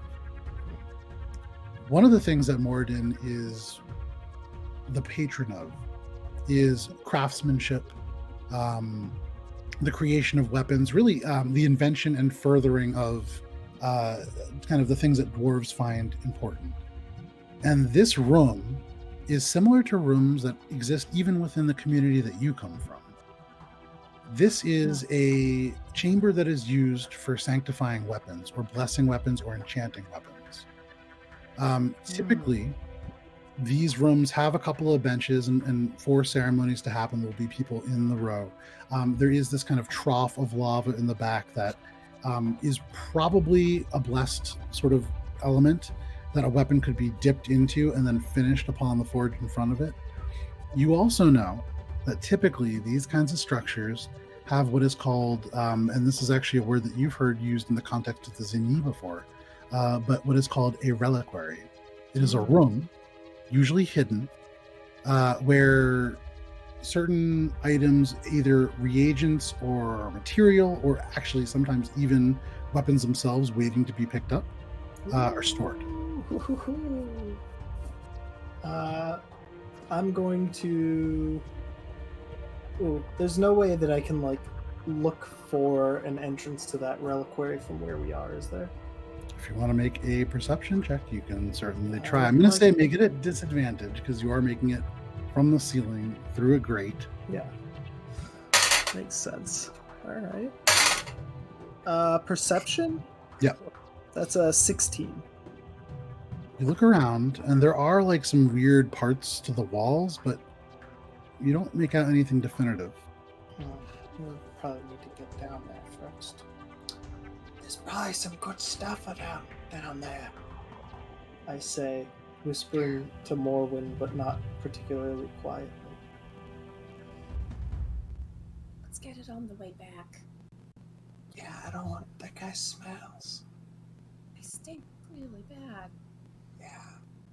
Let's go. I think that's one of the things about gibbets. I don't want their stinky weapons. No, not their weapons. That room's got stuff. Yeah, but it probably stinks. No, it's probably hidden. They haven't found it yet. Probably still stinks. No, it's probably It's probably pretty nice.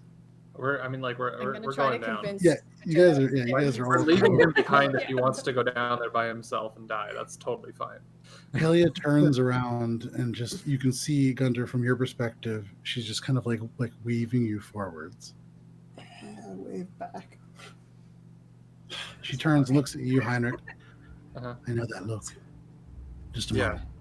Okay. And she kind of crawls back over to where you are. And Gunter, she looks over at Heinrich for a second and then says, I know that look. Yeah, What there's good stuff. Yeah, what is there?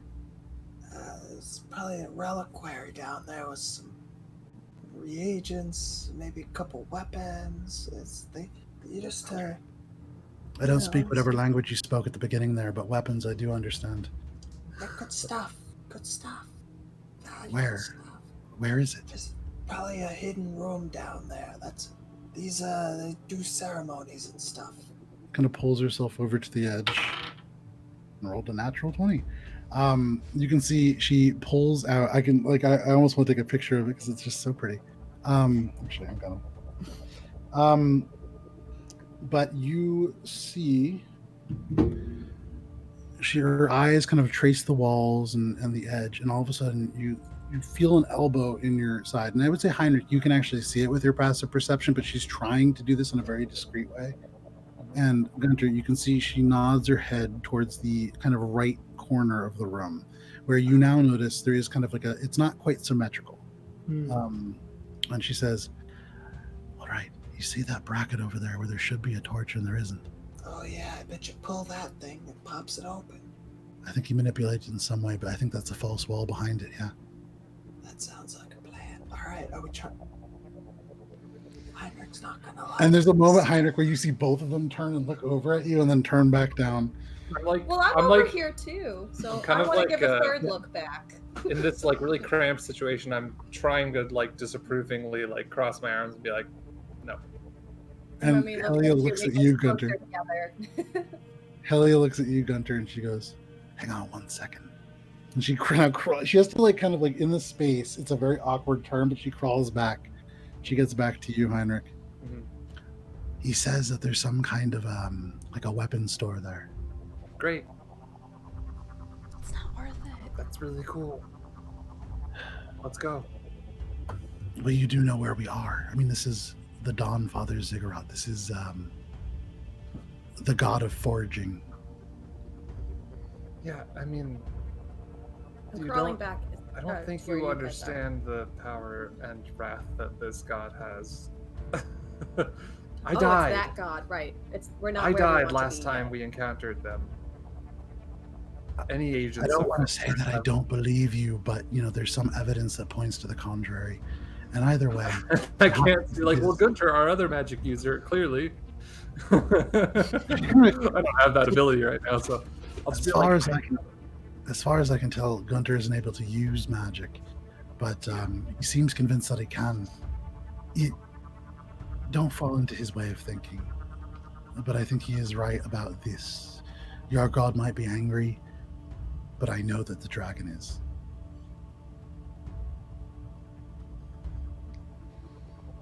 What benefit? What's the point of these weapons, Helia? Why do you want them so bad? Aren't we kind of on a different mission here? If this is something forged by a war priest, it's the same as a lenjar. It could be something very powerful. Or it could just be a cute little ceremonial dagger that you use to cut bread when people are, feasting or something. Dwarves don't do that. That's stupid. You can definitely not hear them from where you are, Gunter. But she does kind of nod and she says, all right, but look, there's only 12 of the fucking kobolds. Yes, I'm saying it now. There's only 4 or 5 of them, maybe 6. We can definitely take those as long as we do it quickly and quietly. And I agree, we do need to be discreet. We do need to make our way, but we are just a wee bit underpowered for what we're going against right now. We're also letting ourselves get distracted.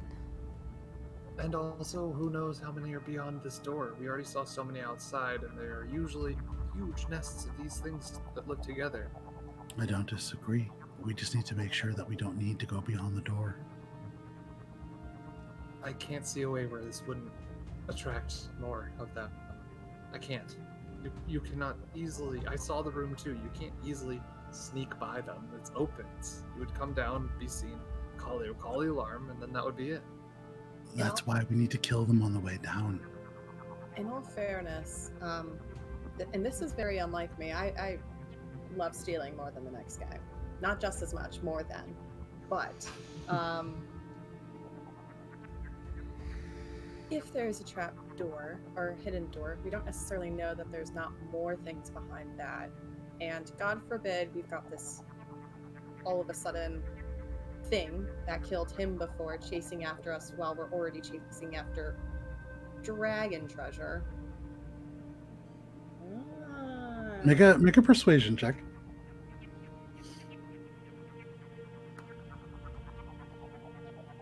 $18.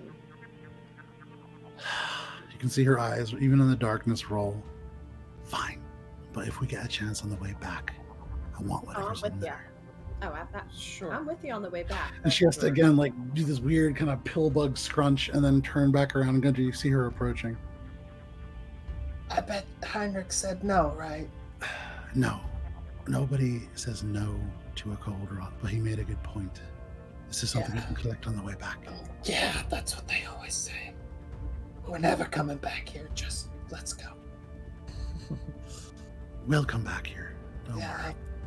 You say that now, but I'll believe it when I see it. And as you guys are crawling back, and you guys can just see them whispering back and forth, she just says, "You and I can come back then.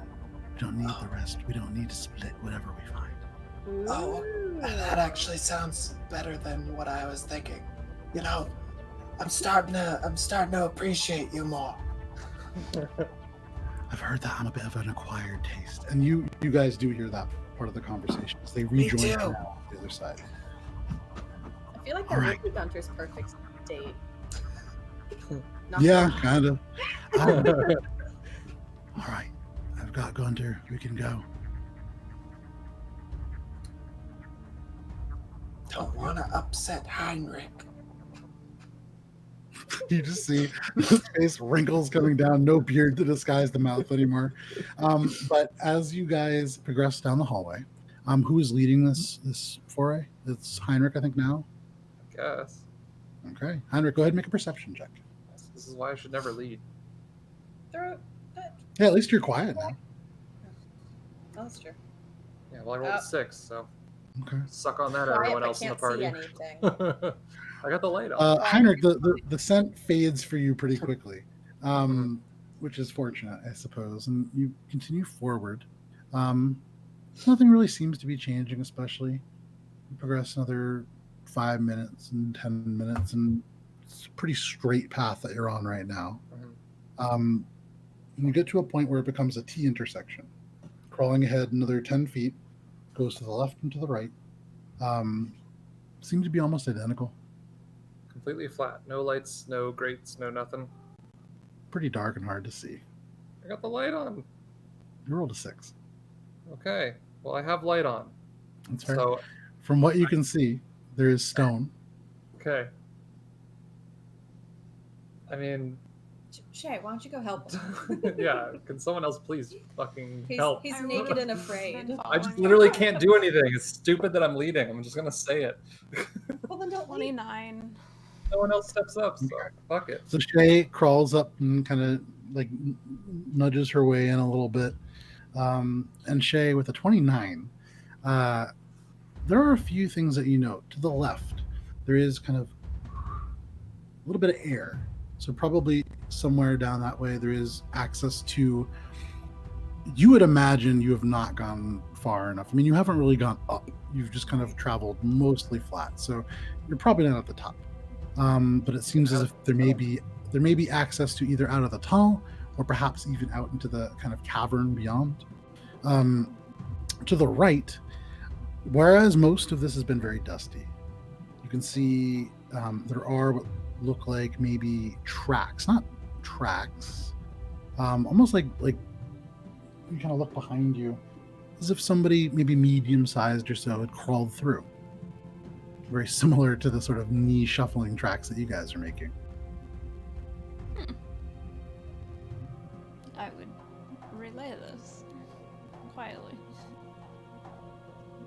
And Heinrich, as she relays this, you don't see any tracks. This is like, you kind of see like the dirt is different in that direction now that she has pointed it out, but you don't. I mean, you're maybe willing to believe her, but I don't see too much of a difference. Okay, there's someone over there. Let's go the other way. You said there's air over that way. I'd like to get out of this. This isn't going up. Maybe we can get out into a room that has stairs up or something. There's just no telling where it comes out. Right, but hopefully it has another vantage point. Maybe you also might not necessarily be following like a bad person. I mean, that's also true. Maybe this is like a other person like ourselves. Okay, well then you can go that way first. It's been a little bit since they came through. This isn't exactly recent. With the 29, I'll say, this must have happened maybe about a week ago. There's enough dust that has resettled that it hasn't been recent. There's nothing like floating in the air. They're probably dead. Or they knew where they were going, actually. Maybe we should head that way.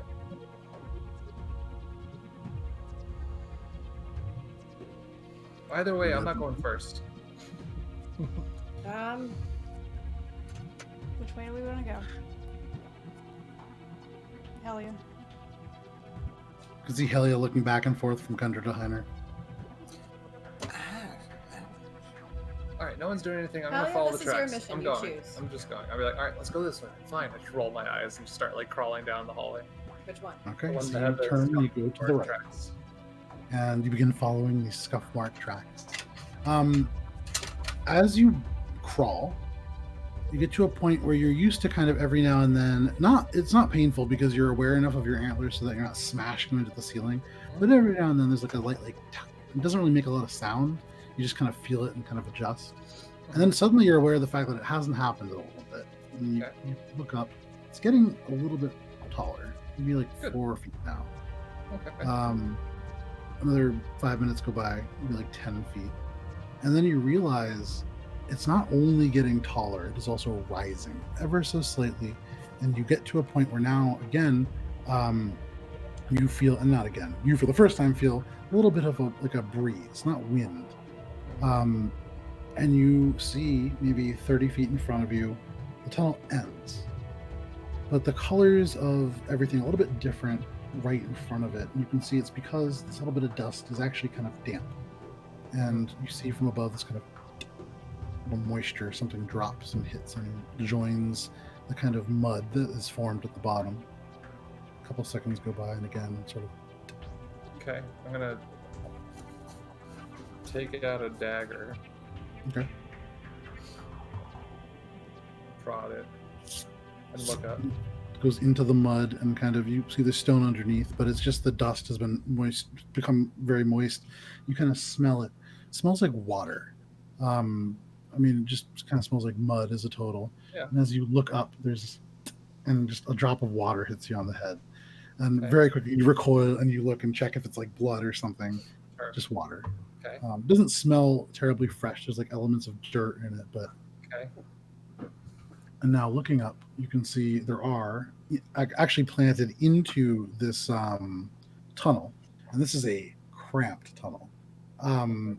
There are iron rungs that rise one to the other about 60 feet up, where there's a ceiling right at the edge of your dark vision. And then there seems to be like an alcove that goes in. This is about 6 feet wide, so a much taller tunnel. Are the iron rungs rusty? Does this actually? Think about it. Okay, first of all, are the iron rungs rusty? I would say go ahead and make an investigation check. You're kind of like right there. You look up and kind of pull a little bit on one. Ouch. 21. 21. You pull on it. You don't hear any kind of rust, and you look, and there's no nails. These like go deep into the rock. These are pretty sturdy. Okay, but also, are they worn with water? Are they like rusty from flowing? They don't look water? corroded. You can see like little bits of water now here and there, kind of running down. You'll see like a drop just kind of running through the rungs, then down, dropping onto the ground. Whatever metal this is, it's not corroding. Okay. And I turn to Gunter. I'm like, Gunter, What? does this stone look like it's, like water normally runs through here? Can I stone cone? Cone Yeah, stone? Make a cone stunning check. Yeah, make a stone cutting check. Cone stun in 316. That is a 18. Okay. You look down, you get really close, and you can see it's very hard to perceive. But you being so in tune with stone, there's a very slight divot. Moisture probably has not always run through here, but something has changed within the last few weeks or months that has caused this moisture to begin to collect. So,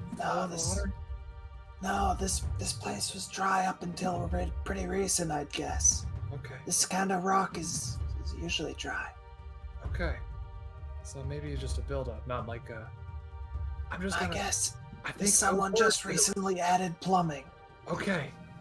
I was worried that we were in some sort of, sewer system that we would get flushed away. We might be in a part of a sewer system. That's not a bad guess. Or like plumbing, like you said. Anyways, okay, cool. And then I just start climbing. When he says that it might be in a sewer system, I'm going to approach the mud and make sure it's mud and not poop. Get real close. You are a specialist at that shit. Yeah, quite literally. And as a specialist, you can tell it is not poop. I am white. Heinrich, you scale. Cross-reference. And as you get to the top, is anybody following Heinrich? Yeah. I guess we're going up. I see no other way up. Okay. Shay, before we do, I'm just gonna ask Shay if the tracks, do you see them continuing any further? I mean, I'm sure not, but just wondering. Do I see them continue? Make an investigation check.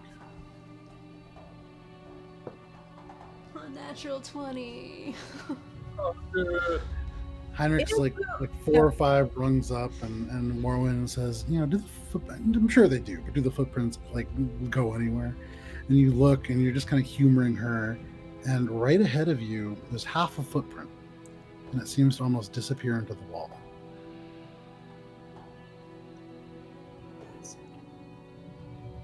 Can I check out the wall? Yeah, you get closer to the wall, and as you do, right where you plant your foot near the base of it, you can see little elements of the dust displace and then drift underneath. I think there's a door. And Heinrich, you're still crawling up, and you get towards the top. You can see now there is. You can see you're basically right at the top, right where you can now see down this path. You see 2 brackets, metal, that probably held torches, no longer do. And in front of you, only about 10 feet away, this wooden door, cast iron metal bands that go across it, 2 of them, and then that line the door itself. It's a huge padlock. And then you feel again this kind of, and then for the first time, instead of just this steady drip, you feel this kind of 3 or 4. Mm-hmm. And as you look up, you can see these stones, little elements of moisture kind of dripping through, and then the stones begin to separate. And you can see one of them begin to kind of sharpen, and all of a sudden the stones yawn open, and there is a huge mouth. Oh, jeez. And that is where we're going to end. Fuck off. As the mimic opens its mouth. Good Lord. Yeah, a lot of fun. So I forgot about fucking mimics. You never can. I haven't used one in this campaign. But yeah. Very interesting. You guys went right by the kobolds. I don't know if any of you guys noticed this. I noticed. Yeah. This kobold is not a kobold that is it's not an NPC kobold. This kobold was played by Matt a very long time ago. It's from Kobe Quest. No, it was Choco from Kobe Quest. And what you heard, that little bit of kind of gurgled draconic that he spoke, he said the fungus provides. Yeah. I should have killed him. And so, About it. Well, it was great because of how you made Chaco. Chaco, his little religion blends so perfectly with Azra that it made a really natural segue. That's good. Yeah, so you actually created that. Oh, great. Which is why I was thinking in my head it would be so funny if one of you guys died during an encounter like that, because then it would literally be you could have killed yourself. Yeah. Indirectly through like weird meta one-shots, which I think would have been great. Partially why I wanted to go and face him was because it would have been funny if one of the two characters died. Yeah. Either Gunter gets killed by a freaking kobold that I made, or a kobold that I made just gets eviscerated by Gunter. Yeah, it would have been very interesting for Kobe Quest 2 whenever we do that. I have it all set up and ready to go. Oh, good. But these are all one-shots perhaps for the future. For tonight, Adventures in Alberon is drawing to a close. Thank you guys very much for those of you who followed along. Talon, super glad that you could join us. Very happy that you're here as always. Das, good to see you. Sumiwa, I saw that you resubscribed. Thank you so much for that. For everybody else who is watching, thank you so much for tuning in. I think we'll be back here next week. Yes? No? Yes, we'll be back here for session 40. Which is like we're actually like over, I think, like 60 sessions in total, counting our ones before the stream. So yeah, we're getting into some real chonky territory. I think you guys are getting real close to leveling up too. So yeah, level 11 also. So that's really great. But from all of us here, stay safe out there. We'll see you next week. Bye. Bye.